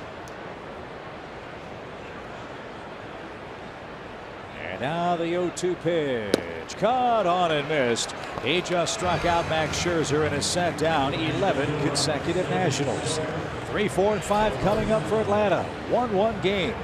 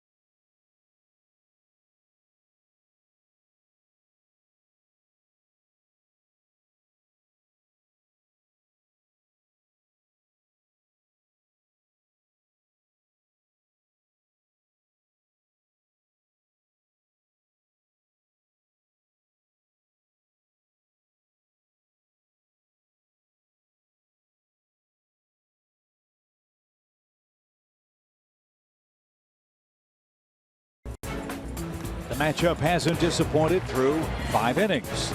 Luis Gohara, making his second big league start, has gone toe-to-toe with Max Scherzer tonight. Gohara has set down 11 straight and has struck out 6. Max Scherzer has struck out 6 in his 5 innings, and now he has to face Freeman Kemp and Nick Markakis here in Game 2. I don't know what the boys out in Vegas were thinking today when they saw this matchup of Max Scherzer and some Brazilian kid, 21 years old, named Gohara. But I would guess that you'd have to bet a lot of money today to win $1 if you bet on Scherzer. Well, conversely, if it goes the other way, there will be a lot of hara. Yeah. If Luis outduels Max Scherzer tonight, needs a little more offense. Let's see what Freeman and company can do here in the 6th. Freddie has struck out and popped out. Laid off that time as Washington has the shift on. Rendon way off the bag at third base. Freddie has the whole left side if he wants to poke one that way. Much easier said than done against Scherzer. The pitch. Skied foul. And into the seats for an even count. You know, that I was really applauding Scherzer for pitching to the shift, but that wasn't. That was almost an offering perfect for Freddie to drive to left center.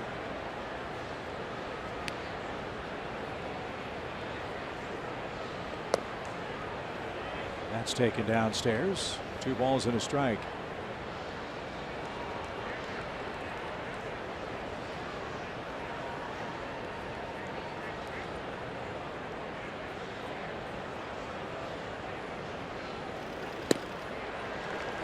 That's filthy, isn't it? Yeah, it is. That is terrific. 88-mile-an-hour cutter.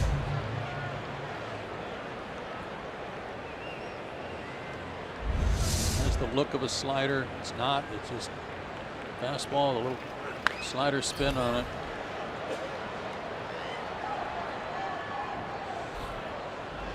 Nasty pitch. Scherzer has worked up quite a lather. It's a very comfortable night. He's had to work hard. He's had base runners all over the place. In his 4th start against the Braves this year, 2 balls, 2 strikes. And he got Freddie at 96 miles an hour. That's 7 strikeouts. Second time he's gotten Freeman 1 away. Went upstairs for this one.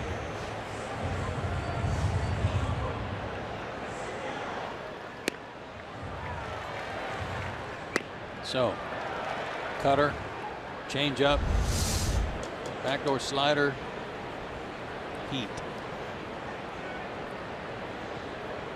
Pick your medicine. All of them plus pitches. Yes, and that was a good pitch. Didn't get the call. Matt Kemp 0 for 2 with a couple of swinging strikeouts. Markakis 2 for 2 waits next. Again, not surprising that the righties are having trouble against Scherzer. He came in hitting 125 against him with 144 strikeouts in 303 at bats this year. Lane Adams 2 for 2 off of him.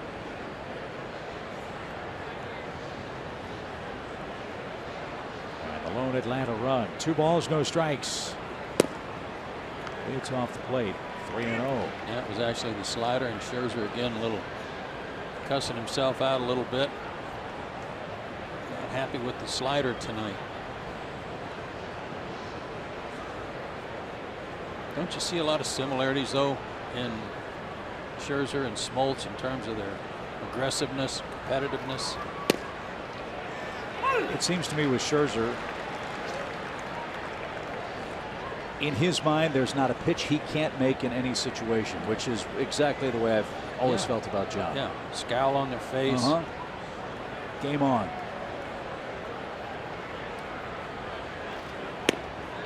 And he rallies from the 3-0 count to run it full to Kemp.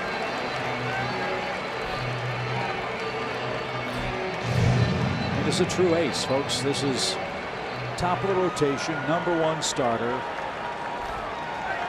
Signed an 8-year deal with him. And now the payoff pitch. Missed inside. Kemp walks. Thank you very much. That is only Scherzer's second walk of the game, but it comes in front of Nick Markakis, who's 2 for 2. And this guy hardly walks a soul. Just 48 walks now in over 183 innings.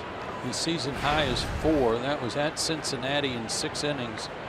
But he threw a 3-hit shutout with 10 strikeouts otherwise. Well, I'm guessing he walked Votto 3 times. Probably. Right. And then went to work against the rest of the Reds. And then had to hold his breath because the bullpen gave it up and he won 10-7. Oh. He went 6 and didn't give up any. What day was that? Early in the year, right? Find it again. Sorry. July 16th. Yep. So before the deadline. Yep. When the Nationals felt they had to beat their opponent 2, sometimes 3 times a night. That's not the case now. As the really only weakness I think you'd say for Washington right now going into the playoffs is their health. How healthy are they going to be, and can Bryce Harper come back and play? I think that's very accurate. Worth is back. Turner's back after his fractured wrist. Steven Strasburg's pitching as well as he's ever pitched, we're told. Tanner Roark is having a great second half. As Markakis awaits an 0-1 and takes inside. They fixed their bullpen, which was a horrible problem for them. Luckily, they had the big lead in the division so that Mike Rizzo could bide his time and go get exactly who he wanted when he wanted to do it. And Doolittle and Madsen and Kinsler have been outstanding. 1 ball, 1 strike. And popped out of play. It's 1-2. Good swing, but he's just a tad late. Remember, he got a changeup his last time up that was left up outer third of the plate, and he took it to left field. I'm thinking ahead in the count, he's not going to go there again. He's probably going to come back with his cutter.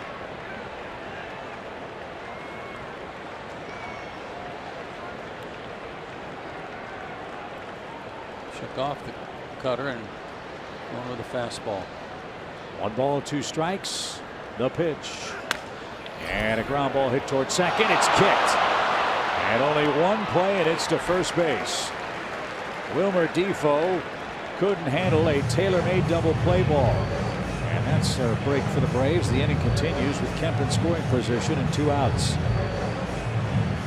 And he made a mistake with his location. He came in with it, but he broke Nick's bat. And you're right, that was going to be an easy 4-6-3. No error. You can't assume the double play. Washington has committed, though, 79 errors so far this year. It's still in the upper third, though. I mean, maybe 5th or so in the league. Yep.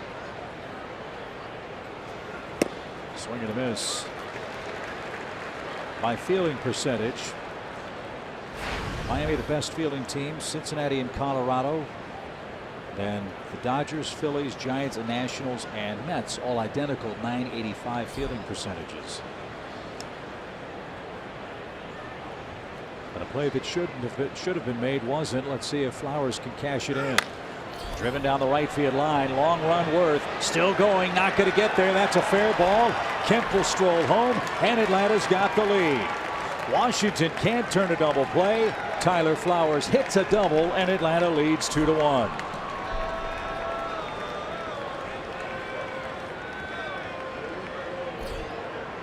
Talk about some clutch hitting again for Atlanta with runners in scoring position and taking advantage of the mistake. That's the type of thing we sometimes see the Braves get burned on.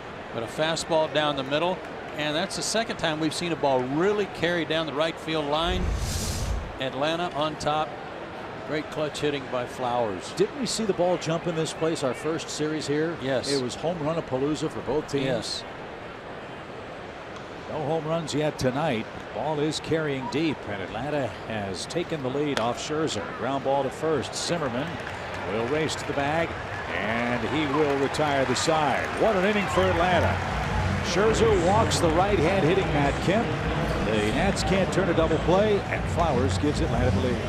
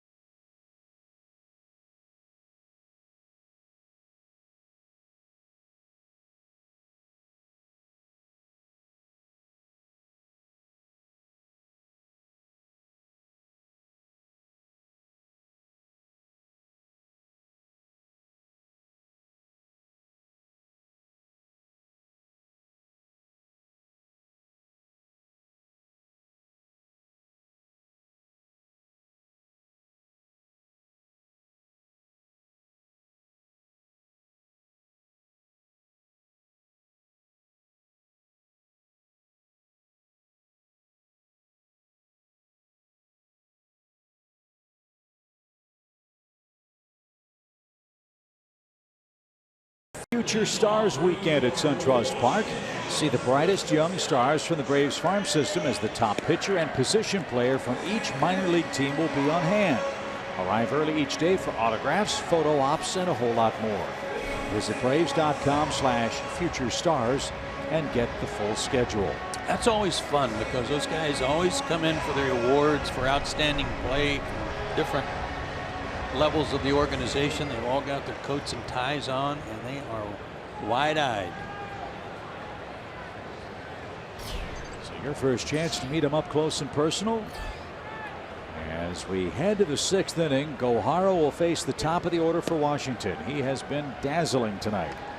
He's retired the last 11 hitters in a row. He's thrown just 55 pitches now as he enters the 6th inning.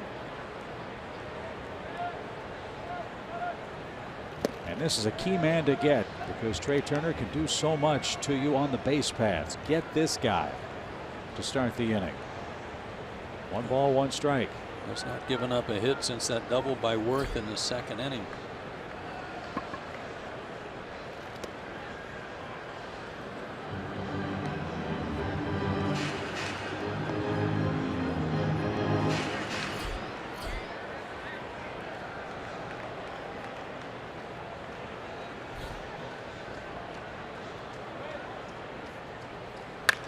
Lined into center field.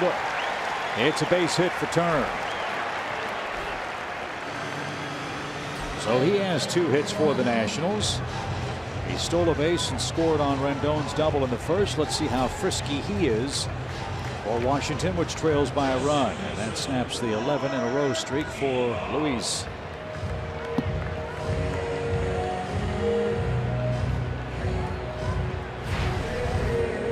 Defoe's thinking about a redeemer here. Washington couldn't turn a double play, and the Braves cashed in that 2nd run. Defoe tonight has struck out and popped out.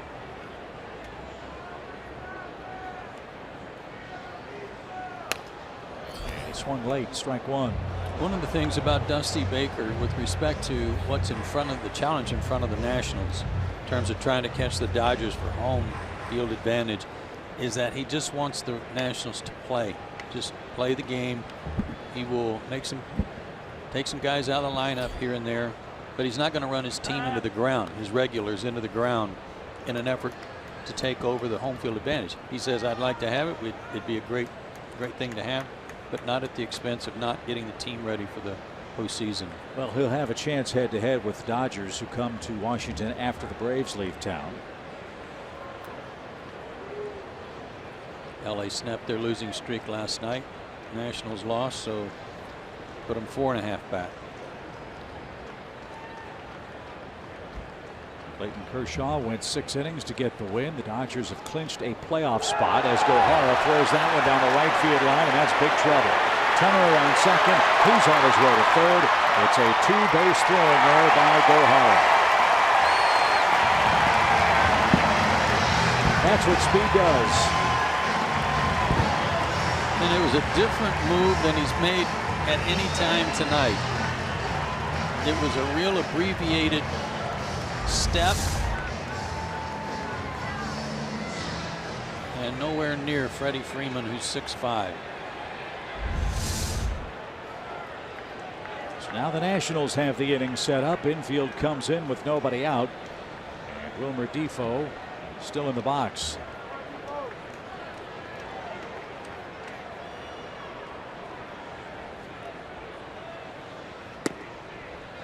Well, let's see what the kid's made of here. He's got the tying run 90 feet away.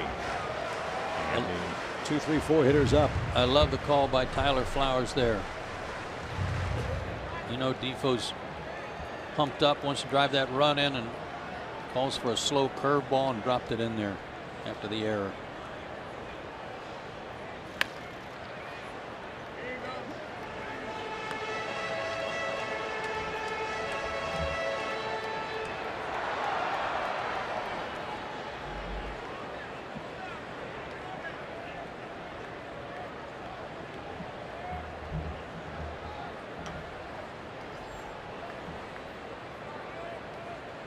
No balls, 2 strikes. Into left center field. That's down for a game-tying hit. Turner strolls home. We're even to apiece.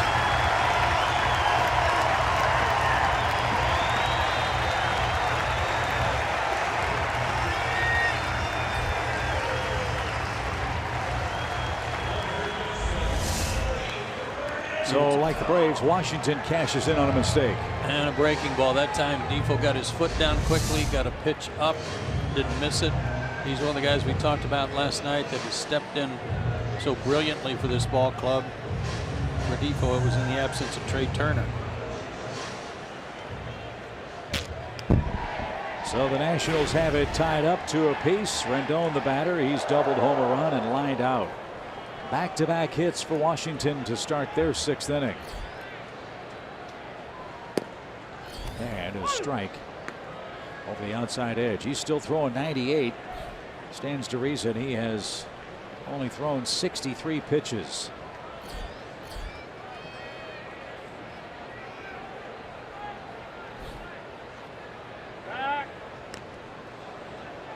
It's always fun after a game like this the next day when we have a chance to talk to the guys on the other team to get their impressions of Gohara, whom we've seen now twice. Washington has to be awfully impressed with what they've seen tonight. Well, we were getting those impressions today of Ozzie Albies, and most all of the other side raving about what they saw from Ozzie last night. Why not?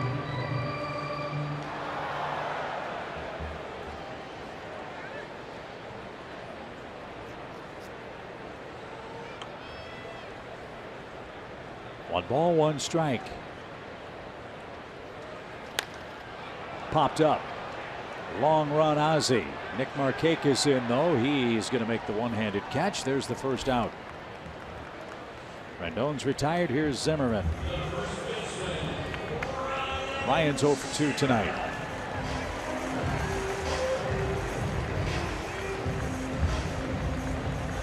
I think what we have seen tonight, what I said at the start of this inning, is going to hold true for whomever the Nationals play in the playoffs. You want to keep this team grounded, keep Trey Turner off the bases. He sets up so many things for them.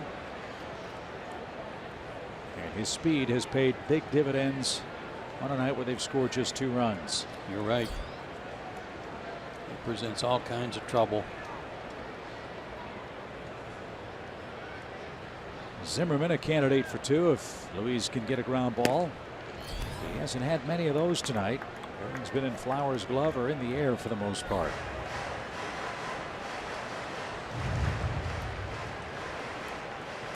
No ground ball outs since the first inning.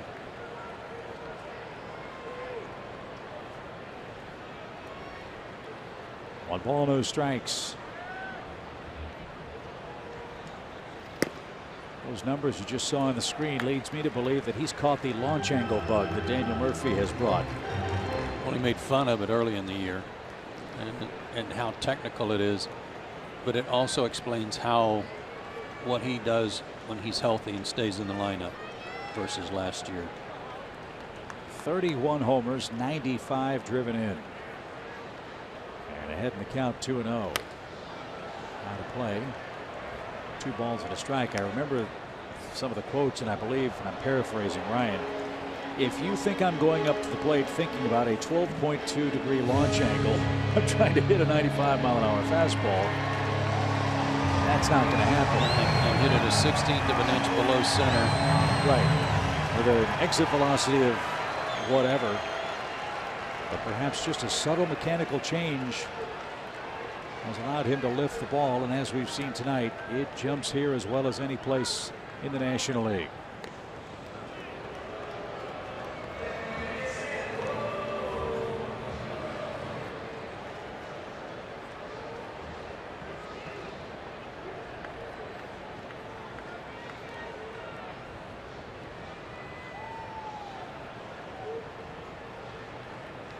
Two balls, one strike.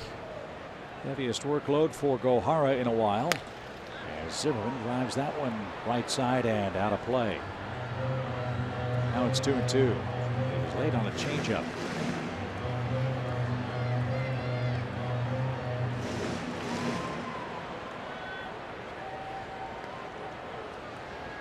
Braves 2, Nationals 2, game 2. Braves trying to go 6-3 here in Washington this year, after going 1-19 the previous 2 seasons. Pitch. Still throwing 99. Yeah, he's still got a good fastball.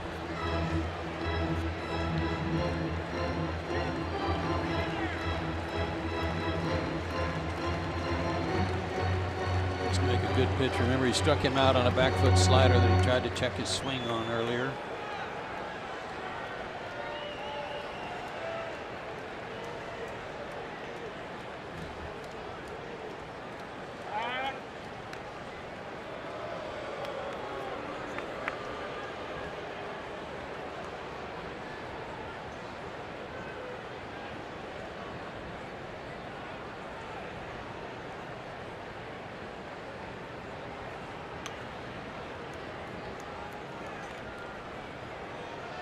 Now the 2-2 pitch. Grounded toward short. There's one. Plenty of time for the double play. Just what the doctor ordered. And Gohara gives up back-to-back hits and nothing else. Washington ties the game. We head to the 7th. What a duel in Washington.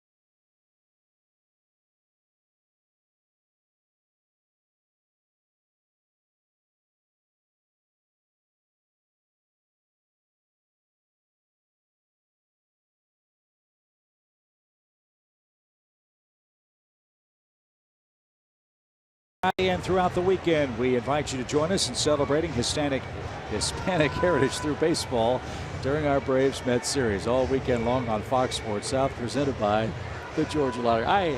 I love that idea, but I really hate reading that promo. It's in my head. I can't do it. So it's like maybe the veteran's going to have to take over there. I think so. We're going to need a pinch promo reader. And Gretchen Caney, of course, jinxed me in the truck before we came back from commercial. Thanks. It won't be Hispanic. It'll be historic when you get through it the first time. Yes, it will. Well, how about the night for Lane Adams? 2 for 2, and he scored a run tonight. 8-9-1 for Atlanta. Nobody up in the Braves bullpen. The way Gohara's pitching, let him go. Let's see him go toe-to-toe with Scherzer. As the 1-0 pitch is up and away, ball 2.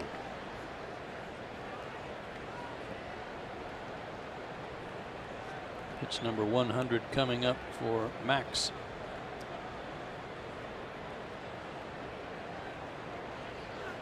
Ooh. Buzzed the tower and missed badly. Well, the same rule that applies to Trey Turner applies to Lane Adams. Put him on with his speed, something interesting might happen. Jace Peterson is on deck here as Adams takes a strike.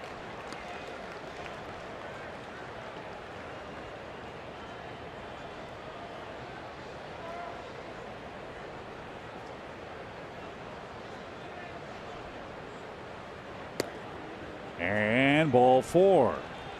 So it is going to be Jace Peterson here, as Gohara will depart after 6 innings of 2-run ball. A good building block.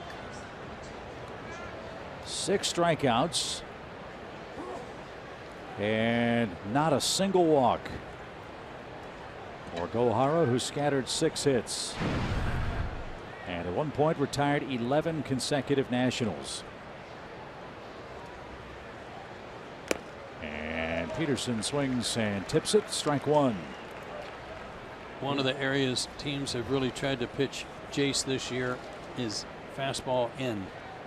Back in the 2-seamer up over the inside corner to get him to give up on it. But in this case, he's liable to see a couple of cutters breaking in on his hands. 0-1. Adams with a good lead, not going, and inside. Jace has 7 pinch hits this year. 4 of those 7 hits are extra base knocks. 2 doubles, a triple, and a homer. Since the All-Star break, Peterson hitting .265. He hit .180 before the All-Star game. 71 pitches for Gohara. 52 strikes.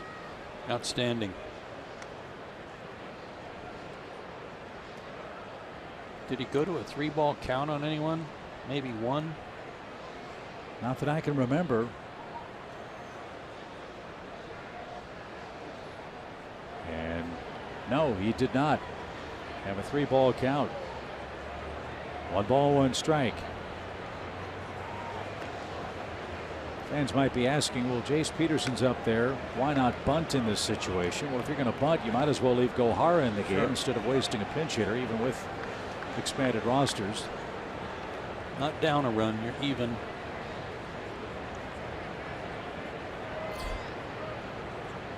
So let's see what happens on the 1-1 pitch.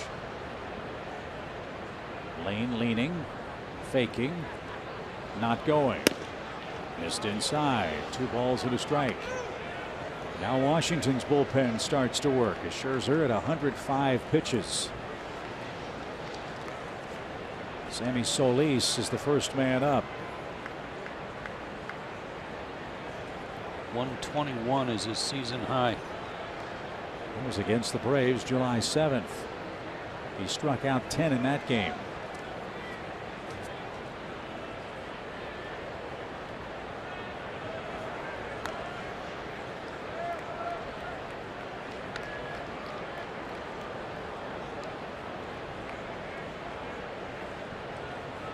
A distraction at first to be sure.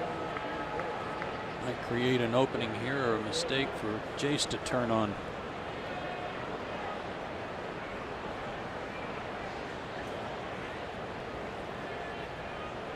The 2-1 pitch. In the dirt. Maybe Scherzer's going to pitch himself into trouble here. He was way off the mark there. Maybe a sign of some fatigue.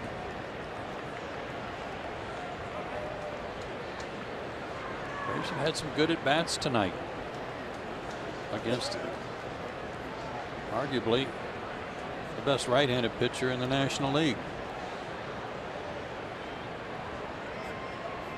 Let's see what he gets. 3 balls and a strike.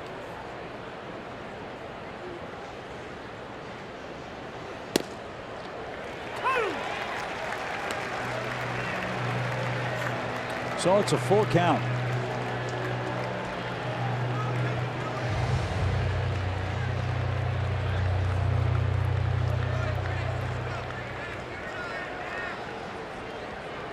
Let's see if Adams is running.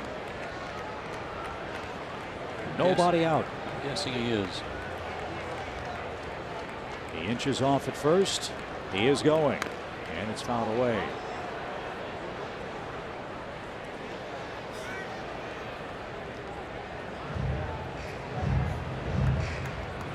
You look at the runs allowed by Scherzer dating back to July 27th. 1, 0, 2, 2, 1, 1. And then the blip on the radar, the 4 he gave up against the Phillies.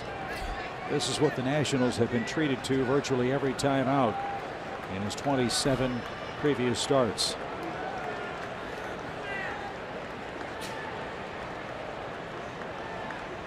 So Adams was running a moment ago. Let's see if he takes off again with the 3-2 pitch. We'll have to wait a moment longer.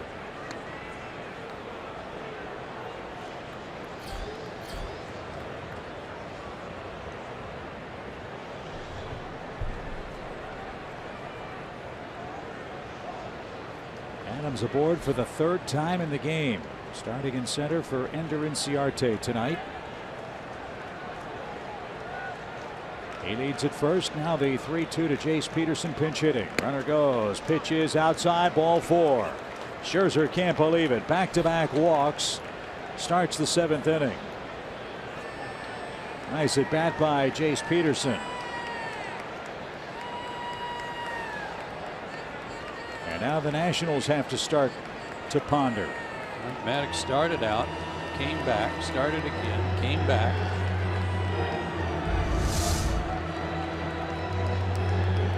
Oh, that was nowhere near.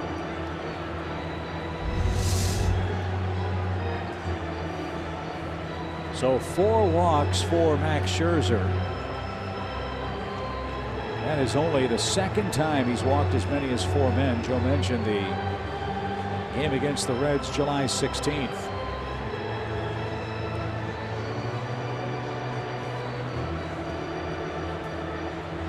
So now the top of the order is coming up. Albies, Swanson, and Freddie Freeman. Will Albies be bunting here? Now that wouldn't be a bad idea. The way he's swinging the bat right now, though, it's kind of hard to take the bat out of his hands. And he's hard to double up. Have to put that in the equation. Nationals think he's bunting. He showed it.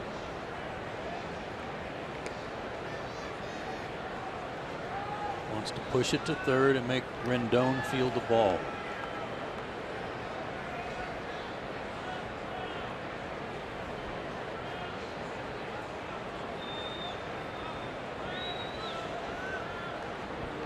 Crowd quiet for the moment. 1-0 pitch.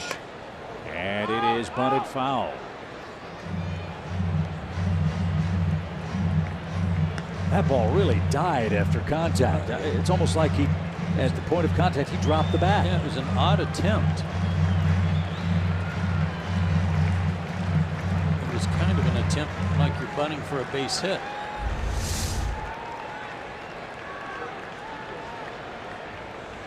came up and hit his bat twice. A second time, rather. 1 ball, 1 strike. Key spot in the game. Pitch way outside. Scherzer missed badly there. And Brandon Kinsler has joined Solis in the Washington pen. Scherzer somehow, some way trying to finish this inning. Back-to-back walks has Atlanta in business in a 2-2 game.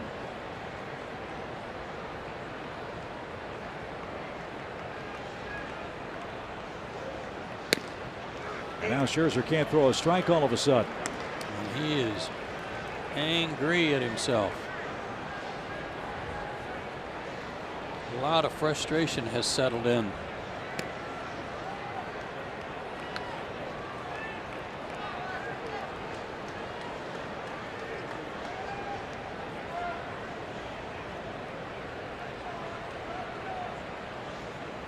So Ozzie really in great position here. 16 pitches for Scherzer this inning, only 4 strikes. And he's just walked the bases loaded with nobody out. Can you believe it?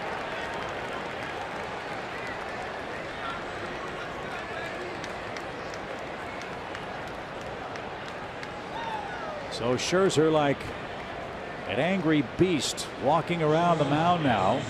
He's got Dansby Swanson, then Freddie Freeman. Tough spot for a manager when you've got your ace out there who's walked the bases loaded late in the ball game in a tie game. You want to go get him. You'd go get anybody else.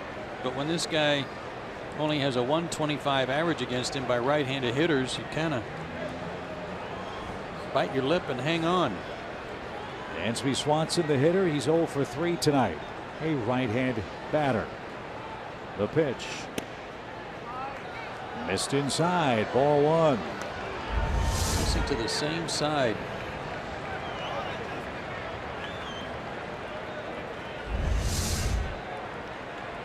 Missing to that arm side.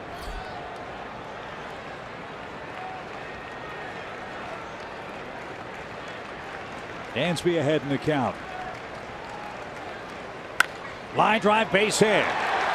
Adams scores. Chase Peterson around third. He's running on Kendrick. Throw to the plate. Not in time. Kendrick airmailed the cutoff man, and the runners move up 90 feet. Dansby Swanson with a clutch 2-run hit, and the Braves have scored 4 against Scherzer.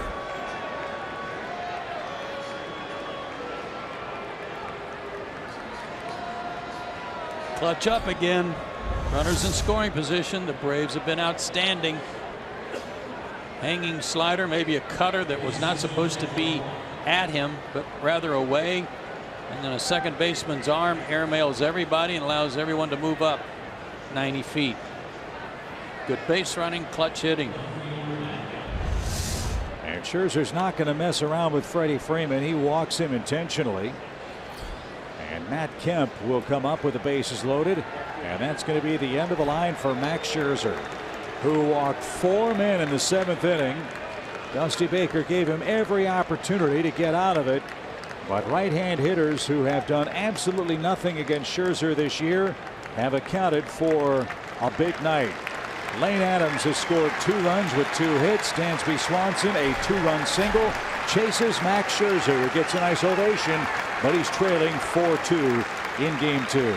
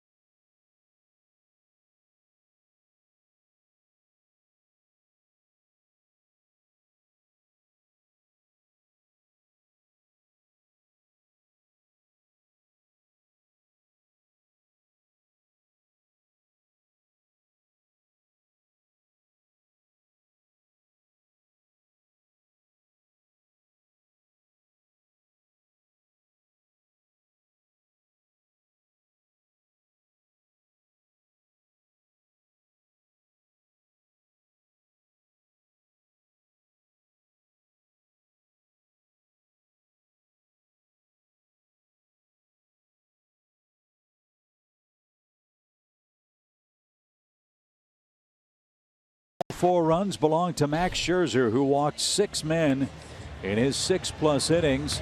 Dusty Baker left Scherzer out there a long time. After he walked the first 2 hitters in the top of the Atlanta order up, he had Solis and Kinsler ready. But now he makes the change with Atlanta in front by 2, and it's Brandon Kinsler, who came over from the Twins at the deadline, getting the first call in relief. Boy, this guy's got good stuff. Take a look at these numbers. You don't see a ton of strikeouts, but there are a lot of strikes being thrown by this guy.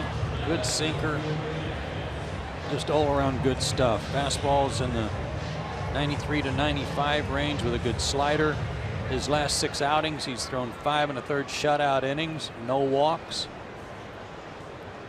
A great pickup by Mike Rizzo. And Luis Gohara looking on. He's in line for his first major league win if the Braves can get 9 more outs with this lead. They're looking for an even bigger advantage with the bases loaded for Matt Kemp.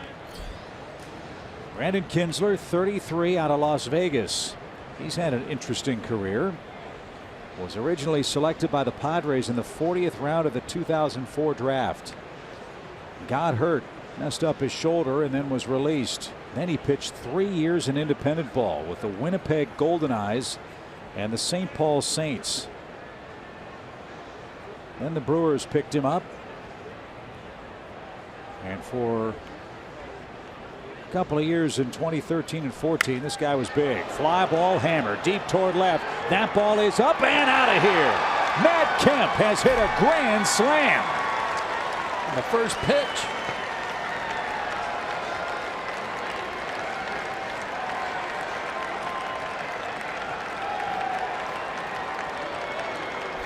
So 7 runs belong to Max Scherzer.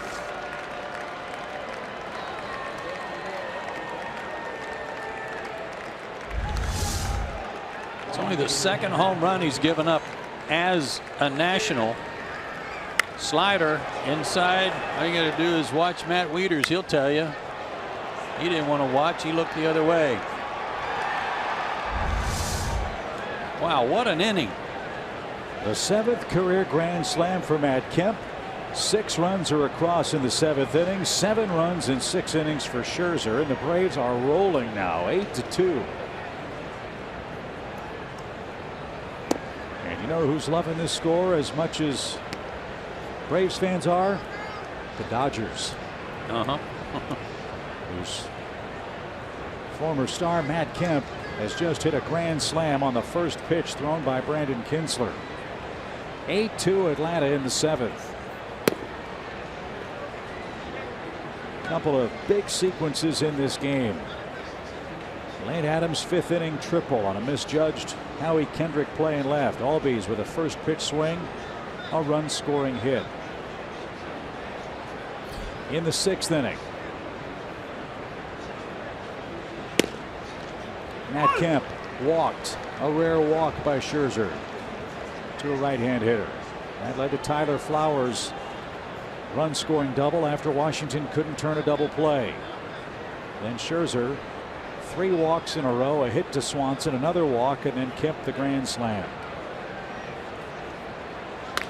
And ground ball hit towards second, and the flip to first in time. There is the first out of the inning.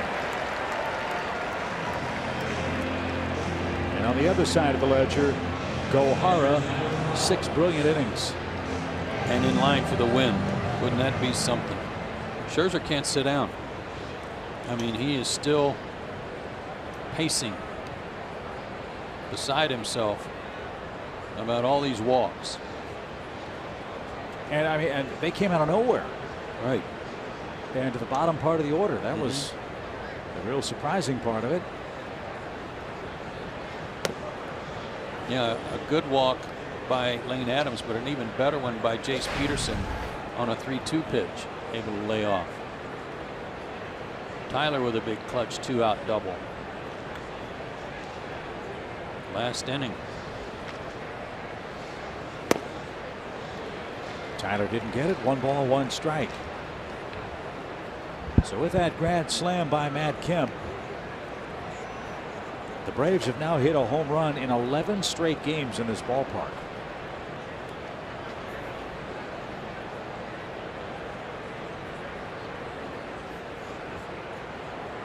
has shocked the Nationals crowd. Little pop, Worth, long run, still coming, still coming. He ain't going to get there. Tyler Flowers with a 2-hit night. And Rio Ruiz, the 9th man to hit in the inning. You mentioned something earlier, Chip, about this team, not really the Nationals, having any weaknesses other than needing to get people healthy. An extension of that is that right now they've got people playing out of position, and it's really showing. You know, Howie Kendrick, with all due respect, an outstanding offensive player. He's not a great defender in the outfield. Jason Worth may not be 100% healthy. Defoe playing at second base tonight for a guy who's got a bad neck in Murphy. If nothing else, I mean, you're talking about injuries, but they've got to get their guys back in the place where they play. And then people like Adam Lynn, Howie Kendrick come to the bench, and then it gives them a great deal of depth in the postseason and experienced guys. Well, you made a great point too earlier in that Dusty said he's not going to run his team into the ground to try to catch the Dodgers, as Rio hits one to left that Kendrick's going to catch. You don't know about Bryce Harper, right? And he's certainly a big piece to this puzzle for Washington. They're hoping he can come back. Apparently he's doing treadmill work and the like, but they have kept his status very closely under wraps here. It's the same question I ask all the time about guys who pitch out of the bullpen. Rest versus rust. They don't have their team together. So I would imagine the challenge for Dusty is give guys opportunities to get a little breather here. But at some point or another, they got to get their team together. As this one's hit to center by Lane Adams, who has another hit tonight. A 3-hit game. He's been on base 4 times. Because you want to play your best baseball, obviously, the final 2 weeks before the postseason starts. You're on a nice roll. This is just incredible what the Braves are doing. This is great work against good pitching. The 11th guy to come to the plate this inning.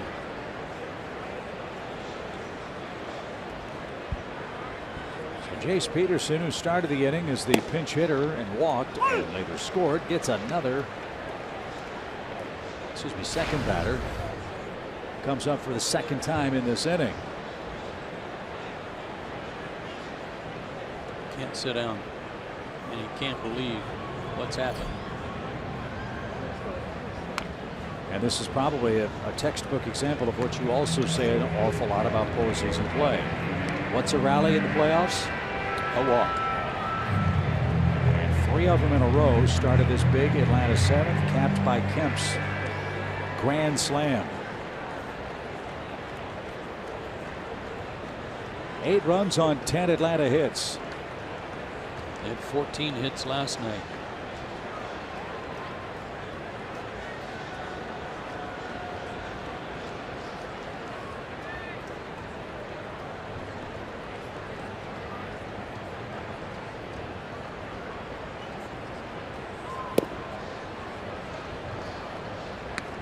And if this score holds, the Braves are going to have a couple of stars of the game tonight. Gohara is certainly one of them on the mound. Kemp with his grand slam. But Lane Adams, the guy they were cheering a couple of days ago, well, they probably love to start booing him tonight with a big night. He's got on base 4 times as Jace Peterson's retired to end the inning. But what an inning it was. Big hit by Dansby Swanson put the Braves in front. Off Max Scherzer. Then Brandon Kinsler came in and served up a grand slam to Matt Kemp on the first pitch he saw. And when the dust settled, the Braves had scored 6 runs in the 7th and now lead at 8-2.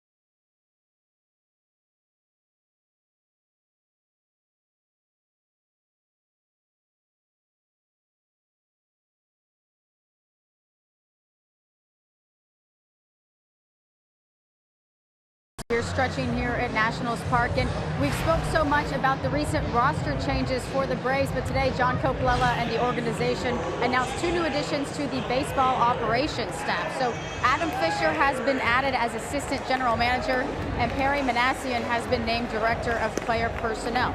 A little bit about them. Fisher has spent 15 seasons with the Mets. He was promoted to Senior Director of Baseball Operations this past season, where he focused on player procurement and roster management. Manassian has spent the last 9 seasons with the Blue Jays and was Special Assistant to the General Manager this year. But he has 29 years of baseball experience, and he actually started as a bat boy in 1988, worked his way up to clubhouse attendant to a scout, and now he's here. So Chip and Joe, you want to talk about somebody who has seen baseball inside and out, it's that guy. And those 2 gentlemen will start their duties with the Braves on Monday the 18th. And we'll look forward to meeting both of them, and welcome to the organization, fellas. Hopefully even brighter days ahead for them and for Atlanta, which leads 8-2 tonight. Howie Kendrick will lead off against Dan Winkler. 4 walks, 11 strikeouts in 8+ innings for Dan Winkler. 2.16 ERA. He's done a good job. Really an amazing job, considering where he came from.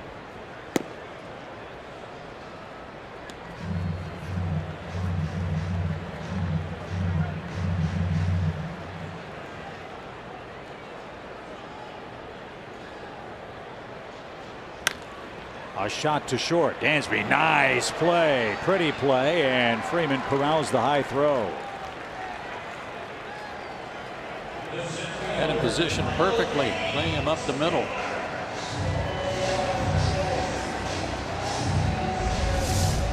So good start to the 7th. Kendrick retired. Plays like that never get old. I love watching the infielders slide and pop up like that. And then the strong and usually accurate throw. Fun to watch. One away from Michael Taylor, who takes outside, ball 1. Last year, Dan Winkler made his first opening day roster and had a thrilling debut on opening day against the Nationals. He struck out the side on 11 pitches on April 4th. And then fractured his elbow. So he missed the rest of 2016 and almost all of 2017 at the major league level for coming back after undergoing surgery for an avulsion fracture in his right elbow. 2 balls, 2 strikes. I don't know exactly what that is, but I know he was in awful pain.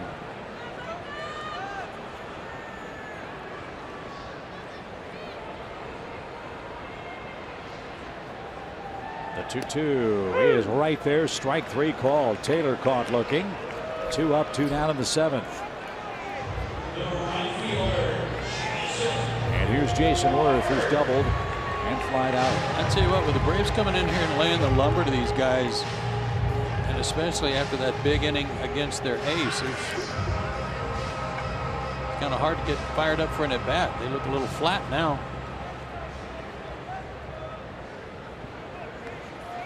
I guess you would. 2 outs, bases empty for Worth. And that's outside, ball 1. Phillies are winning again. They knocked off the Marlins 8-1.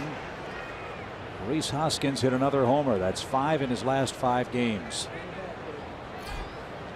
And 37 RBIs in his first 33 games. That's incredible. That ties him with Joe DiMaggio, Ted Williams, and Zeke Bonura for the most RBIs through 30 games in baseball history. No kidding.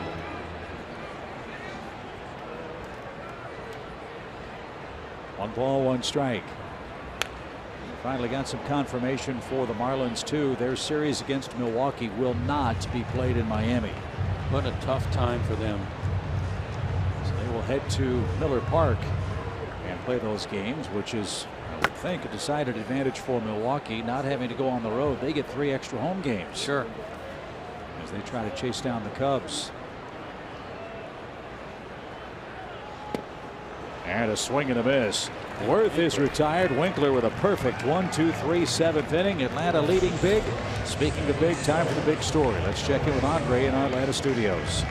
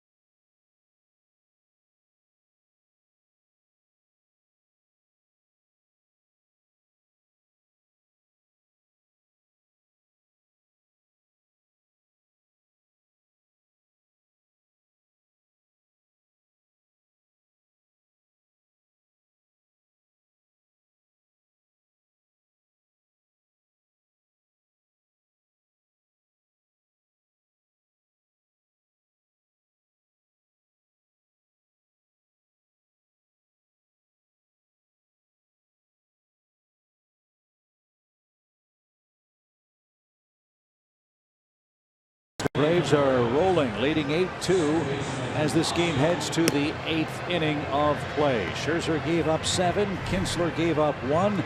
Now Dusty Baker delves deeper into his bullpen as it's left-hander Matt Grace. Another sinker baller, ground ball guy. 36th game for him. Fastball, slider, changeup. Fastball in the low 90s. We'll try to slow down this Braves offense.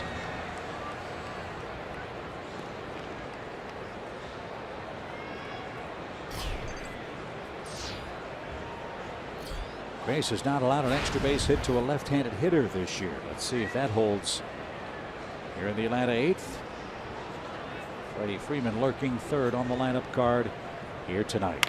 Albies bangs the first pitch toward Rendon, who makes sure he's got it. He did. 1 pitch and 1 out.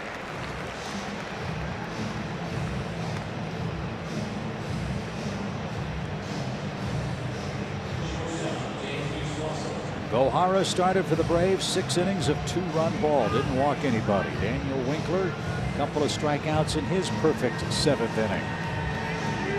Dansby Swanson, the hitter, a clutch 2-run scoring single against Scherzer that put the Braves in front to stay.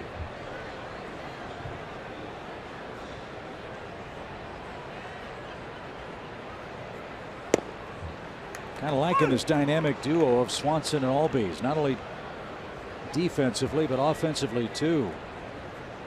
So these two guys have been put in the lineup together.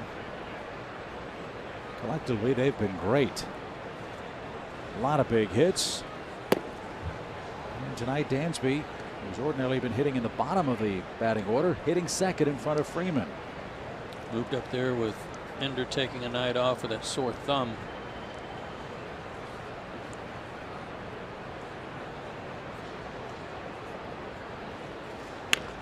Dansby's been playing well since he came back, period. Since August 12th, hitting almost 350. Getting a lot of walks, good on base percentage. The Braves tonight, including his hit, 4 for 8 with runners in scoring position. They were 5 for 15 last night. 9 for 23 against this staff. That is real good. It's a whole lot better than it's been in this ballpark in the last 2 years. I know that. You bet. this point, the Braves have outscored the Nationals 72-41 in Washington this year, and are in great position to go 6-3. Now one more series left with Dusty Baker's club. That's coming on the upcoming homestand, September 19th, 20th, and 21st. Tuesday, Wednesday, and Thursday night. Bouncing ball toward Rendon. He'll charge and throw on the run. Well, he's so accurate, he can put it right on the letters of Ryan Zimmerman. Everything's from the same angle, even on a routine ground ball like the one Albie's hit. He's throwing it like a submariner almost. It's not even sidearm. So when he charges the ball, it's the same angle.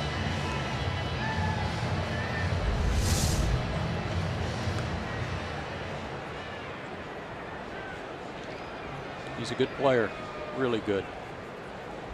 When the Nationals came to Atlanta to begin the season, well, it was the second series at SunTrust Park after the Braves had swept the Padres. It was more of the same, a continuation of 2015 and 2016. The Nationals swept the Braves, 2 close games. There was one thrashing, 14-4, in a game that Julio Teheran started, and I think the Nationals had 20 hits, grand slams by Harper and Zimmerman, and it was kind of a real punch in the nose. Since then, the Braves have played great baseball against the Nats. Next series against them was in late May as Freeman flies toward left. Atlanta took 2 out of 3 in that series, and quite frankly, they've gone toe-to-toe with Washington and have won more than they've lost here. 8-2, bottom of the 8th. Wednesday night Braves baseball on Fox Sports Southeast is presented by Chevrolet.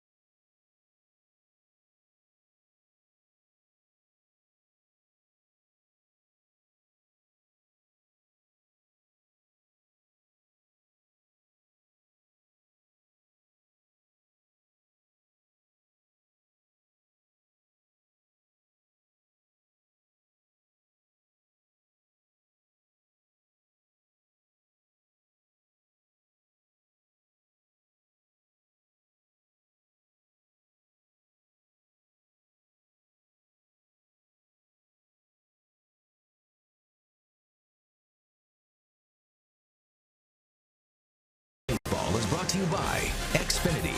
Xfinity delivers the fastest internet and the most Wi-Fi coverage throughout your home. And by Delta Airlines. Happy night for the Braves to this point. And some bad attitude going on for the Washington fans. Atlanta 8, Nationals 2. A.J. Minter is the third Atlanta youngster to work tonight. He's got the 8, 9, and 1 spots on the Washington lineup card. 9th game for this young left-hander. 7 2/3 innings. How many walks there, Chip? That would be a 0. That's a big old goose egg, and Yes, 9 sir. strikeouts. Minter's on a nice roll. He's set down 16 of the last 19 hitters he's faced.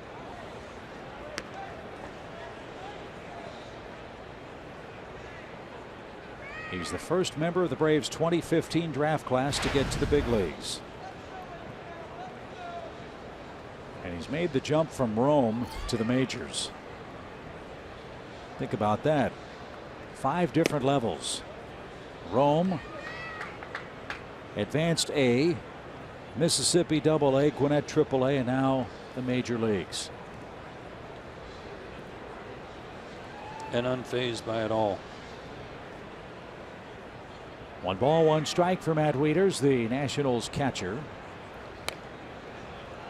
Who swung late and fouled it back. It's 1-2. Another college guy, though. As many draft picks as the Braves have spent on high school kids and prospects in recent years, A.J. Minter was out of Texas A&M.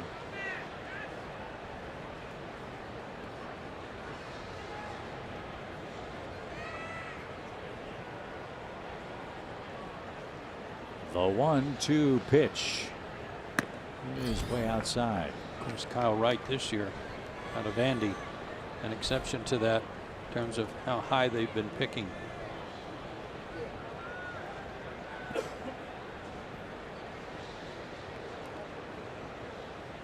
Base is empty for Wieters. 2-2 pitch. And he struck him out. 97-mile-an-hour fastball. I have a feeling we're going to be getting some rave reviews on not 1, not 2, but all 3 of the Braves pitchers that the Nationals have seen so far tonight. It's 9 strikeouts. 6 by Gohara with no walks. 2 by Winkler, no walks. And this is Rowdy Reed. Great name.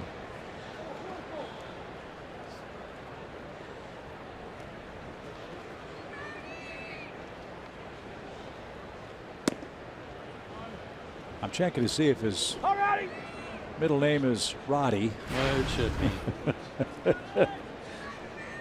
The late great Roddy Piper.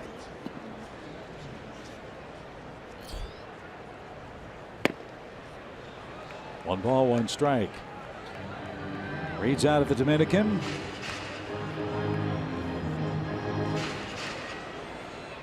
Was put on the 40-man roster in November. He played at high A ball last year. Voted the best defensive catcher in the Carolina League last season. And it's strike after strike from A.J. Minter.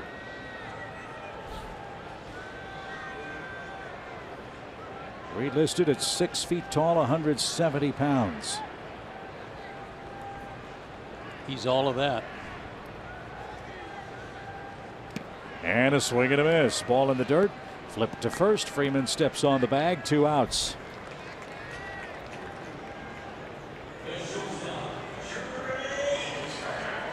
That's 10 strikeouts for the Atlanta staff tonight. And here's Trey Turner.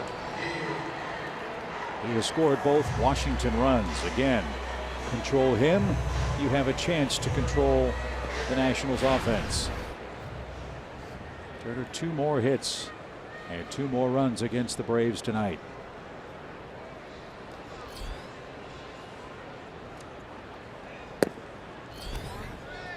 You look at Turner's numbers in his career against the Braves and they're just eye-popping. 106 at bats now, 43 hits and 8 homers, and that one right back where it came from. How in the world do you get this guy out? I don't know. How's he only hitting 280 coming in? The Braves can't get him out. I don't know. There's got to be a place to go, though. That slider was up, right back at his feet. A.J. with no chance to defend himself.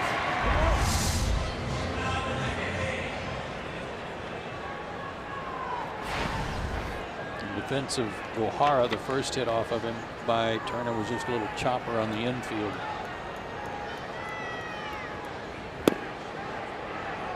Defoe swung at the invisible ball and didn't get it.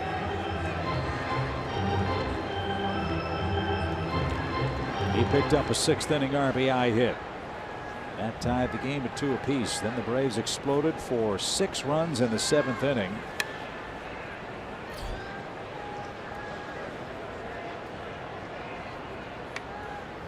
4 walks, a hit, and a grand slam.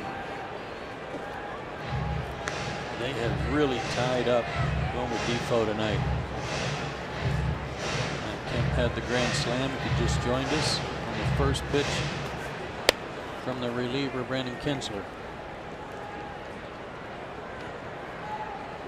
No balls, 2 strikes in the Washington 8th.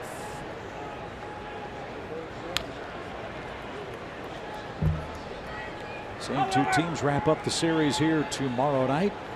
Mike Foltynewicz and Tanner Roark will go to work, and the Braves are home to face the New York Mets,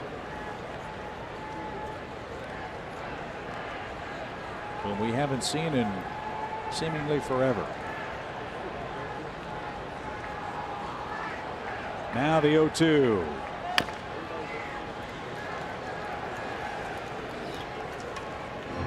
Defoe got an RBI hit earlier in the night, but other than that, they have kept the ball in on his hands.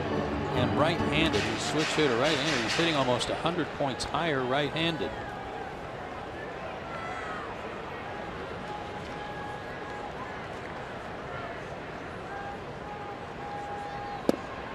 Strike 3 called, and Minter strikes out the side in the Washington 8th. All Atlanta again. This is getting fun in Washington. 8-2 your score.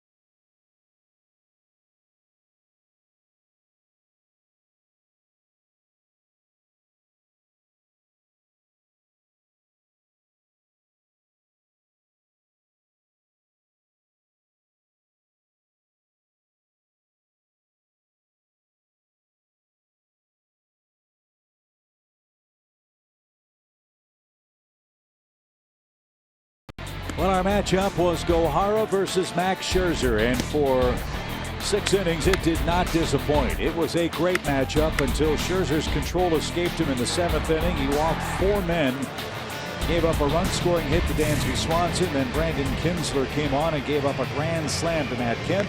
And when the dust had cleared, Atlanta had scored 6 7th-inning runs to roll to an 8-2 lead. Good stuff. So Sean Kelly is on to pitch for Washington.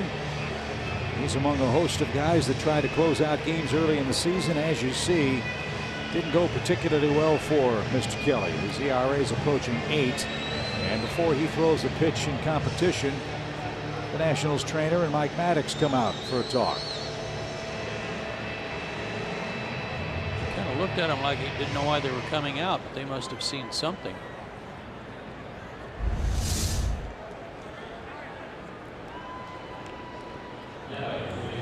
Yeah, that would give you some indication there was something wrong, but maybe he just stepped funny. Yeah, his numbers were one of the guys, one of the reasons they had to have some help. They kept trying to go recycle through some of their other guys they were depending on, and every time they circled back, nothing worked.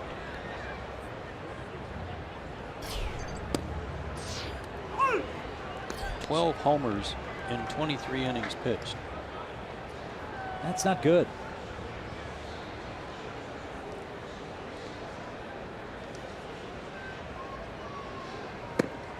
And Innings like these are very important, I'm sure, for guys like Kelly, for Dusty Baker, for Mike Maddox.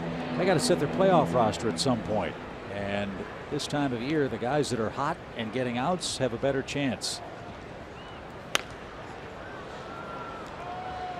And with the 3 acquisitions they made at the deadline, that takes away 3 potential playoff roster spots for the Washington Relief Corps.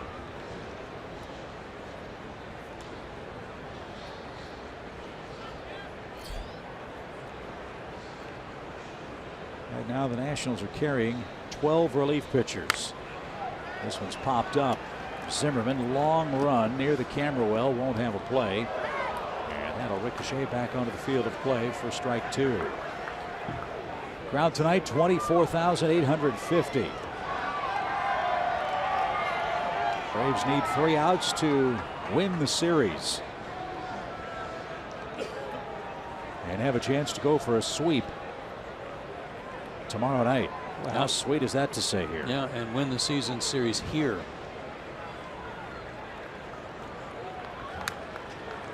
And fouls it back, still 0-2.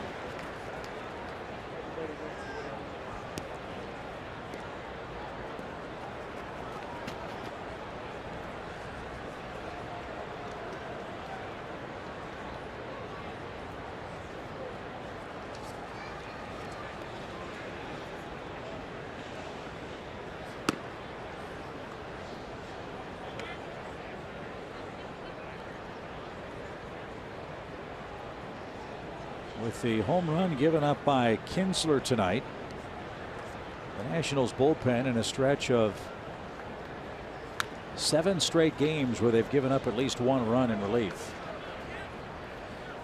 I think they had a stretch like that the last time we were up here, and it was, I mean, big numbers, 14, 15, 16 runs, something like that.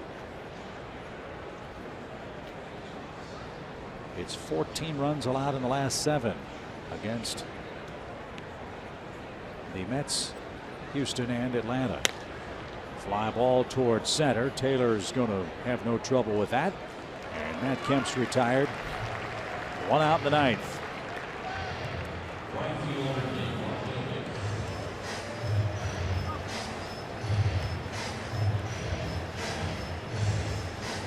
So here's Nick Markakis. Nick was up for the challenge of Max Scherzer. You knew he would be. Nick was the Lone Ranger without a hit last night among Braves starters. He took care of that in his first 2 at-bats. A 2nd inning and 4th inning single.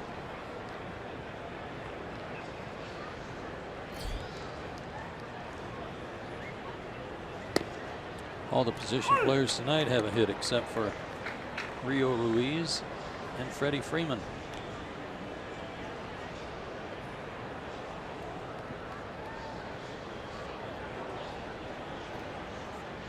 No balls at a strike. Buzz the tower inside, even count. Milwaukee's in the 9th inning, leading Pittsburgh 5-1. Reds all over the Cardinals 6-0 in the 5th in St. Louis. And the Cubs have taken a 5-2 lead over the Mets. That game's in the 5th. Let me correct myself. That's the 5th inning in Milwaukee, 5-1 over Pittsburgh. Phillies beat Miami tonight 8-1. Rhys Hoskins, another homer. What a sensational hitting prospect he is. And our pal Tom McCarthy had an interesting note online today. If Hoskins hits 4 more homers, that'll give him 50 between AAA and the major leagues. How about that?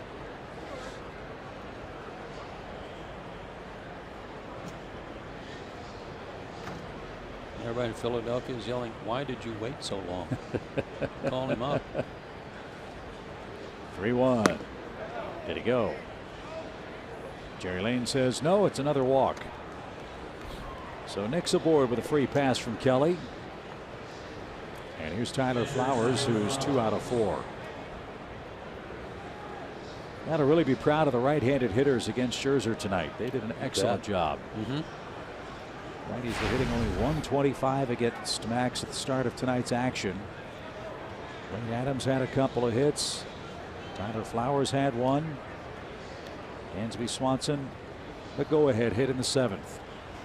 That just does not happen against Max Scherzer. No, and the double by Tyler was such a huge hit to put the Braves on top. And that scored Kemp, who had walked.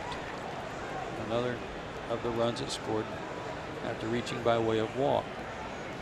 And Lane Adams playing tonight. You know, I think his 3rd start. Ow. What did that catch? Hopefully one of those numerous guards. Flowers will shed the protective gear and make his way to first after he gets hit by another pitch, this time from Sean Kelly. And for Flowers, that's number 19. Takes a while to get all that off. Oh, that was the hand. Yeah. And he wears that batting glove with protective device on the back of it. I'm sure he still felt it. Yeah.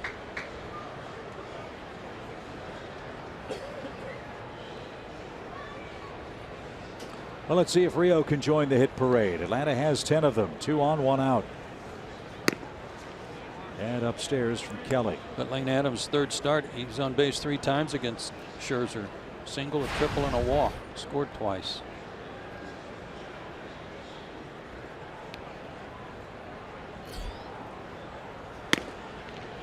He is fun to watch. Lane Adams. And starting to bark at Sean Kelly, who's walked a man, hit a man, and is now 2-0 to Ruiz in an 8-2 game.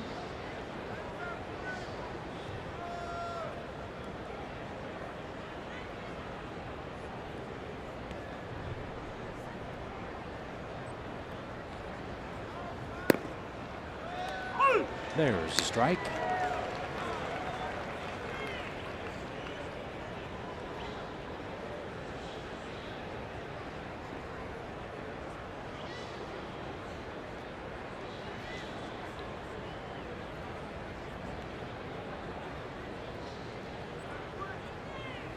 Swing and a miss.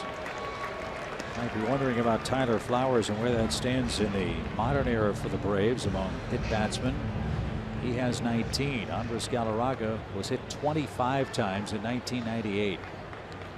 Another old-timer who's hit 29 times back in the 1800s. This one hit high in the air down the line, and that'll reach the seats foul. 2 balls, 2 strikes. Big Cat had that wide open stance and then stepped right back to the plate, right on top of the plate.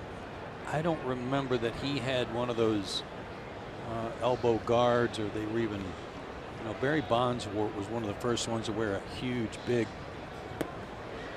almost mechanical looking elbow guard that reached around to his forearm. But I don't remember the Big Cat having anything like that. So Rio strikes out. That's the 2nd out of the inning.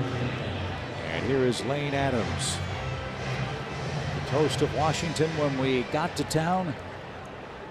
He's the bane of Washington tonight. He's gotten on base 4 times. He's scored 2 runs. It's filled in beautifully for Ender Inciarte in center field. Another hot shot. This one to Trey Turner, and the flip to second is in time. And that retires the side. We go to the bottom of the 9th inning. All Atlanta. They lead by 6 in game 2.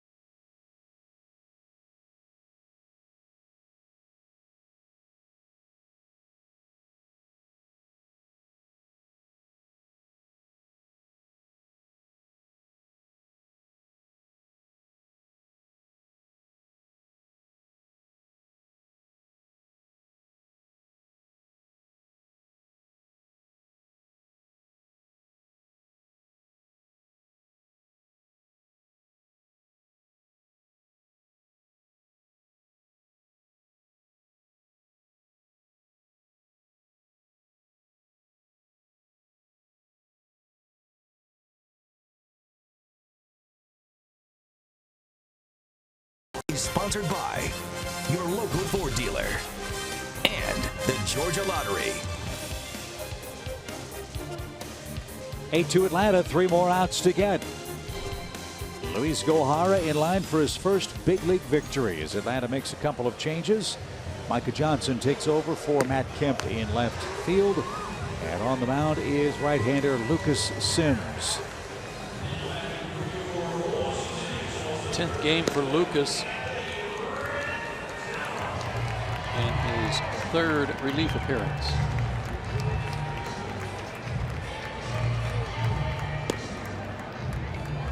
His first 2 relief appearances, 3 1/3 innings, 2 hits, a run, 1 walk, 3 strikeouts combined. Both of those were against Miami.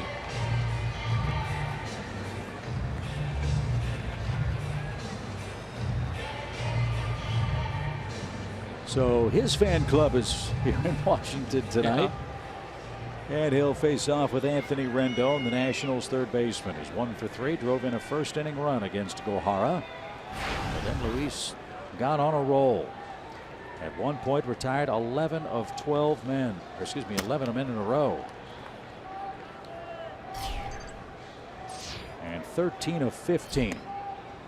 For giving up a 6th-inning run and getting out of the game after 70 some odd pitches through 6 innings against Max Scherzer.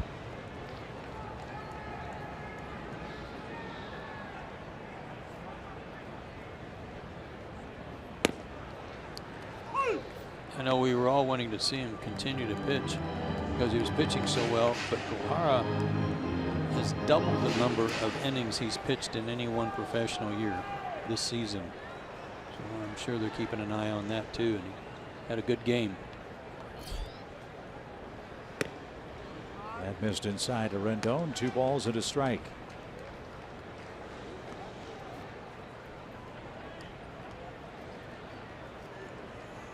Well, you mentioned for Luis his Ford keys, 4 and 3. The 4 walks in his last start, 3 of which scored. Well, he fixed that, I would say, about as well as you can. Didn't walk a soul tonight.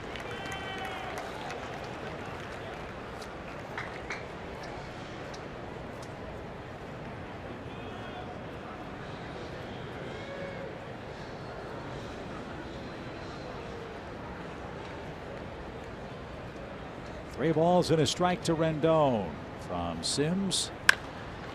And a fly ball to left. Micah Johnson should have no trouble. And there's the first out in the bottom of the 9th. Well, if Gohara gets the win, he will be the 2nd man from Brazil to win a game in the major leagues. Andre Rienzo was the first. He went 6 and 9 in the major leagues from 2013 to 2015. If what we saw tonight continues, I'm guessing that Gohara is going to fly by 6 wins before it's all said and done. I would think so. The 5th man from that beautiful country to pitch in our game. And he's 2 outs away from his first win against a 2-time Cy Young Award winner. It's another great trivia question. When's the last time a Braves rookie's first win came against an opposing Cy Young winner? Have to look that up in time for the cast tomorrow. No balls and a strike for Ryan Zimmerman.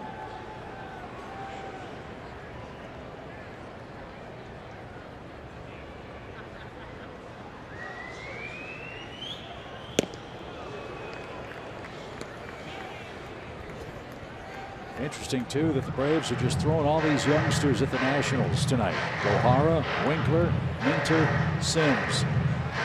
No time like the present.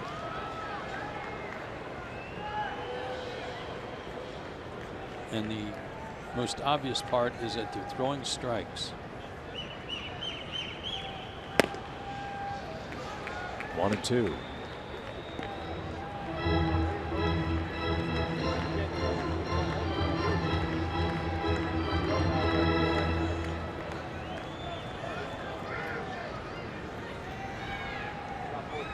Grand slam for Matt Kemp. The big blow in the 7th for the Braves. As this one's rolled toward third, it is a foul ball. And Zimmerman heads back to the plate with a 1-2 count. Big series in Arizona continues. Diamondbacks 1, Colorado nothing. That game's in the second.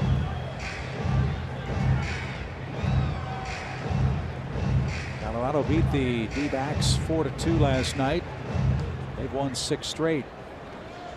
Carlos Gonzalez hit 2 homers. He's hitting .451 this month. He's got his swing back. Yeah, 2 2-run homers for him last night.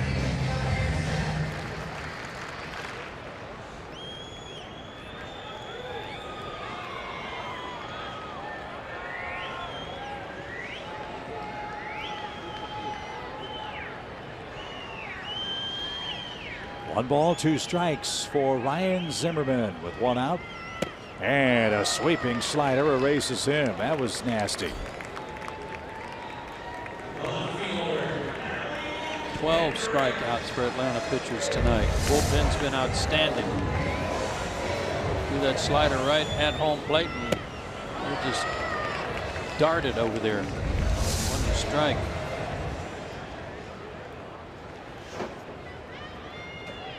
So 2 outs for Howie Kendrick, who's 0 for 3.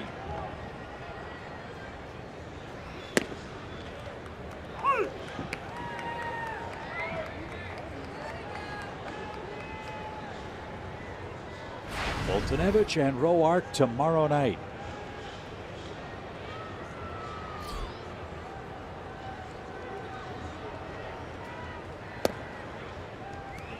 Braves bullpen so far tonight has struck out 6 of the 8 guys they've faced.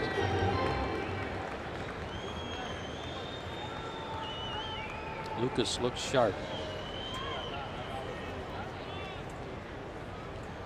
The Braves a strike away and a ground ball to second. Ozzy's got it. His throw to first in time, and the Braves have won the series tonight. They throttle the Nationals again by an 8-2 final score. The Braves pitchers strike out 12. Matt Kemp hit a grand slam. Lane Adams starting for Ender Inciarte had a huge night.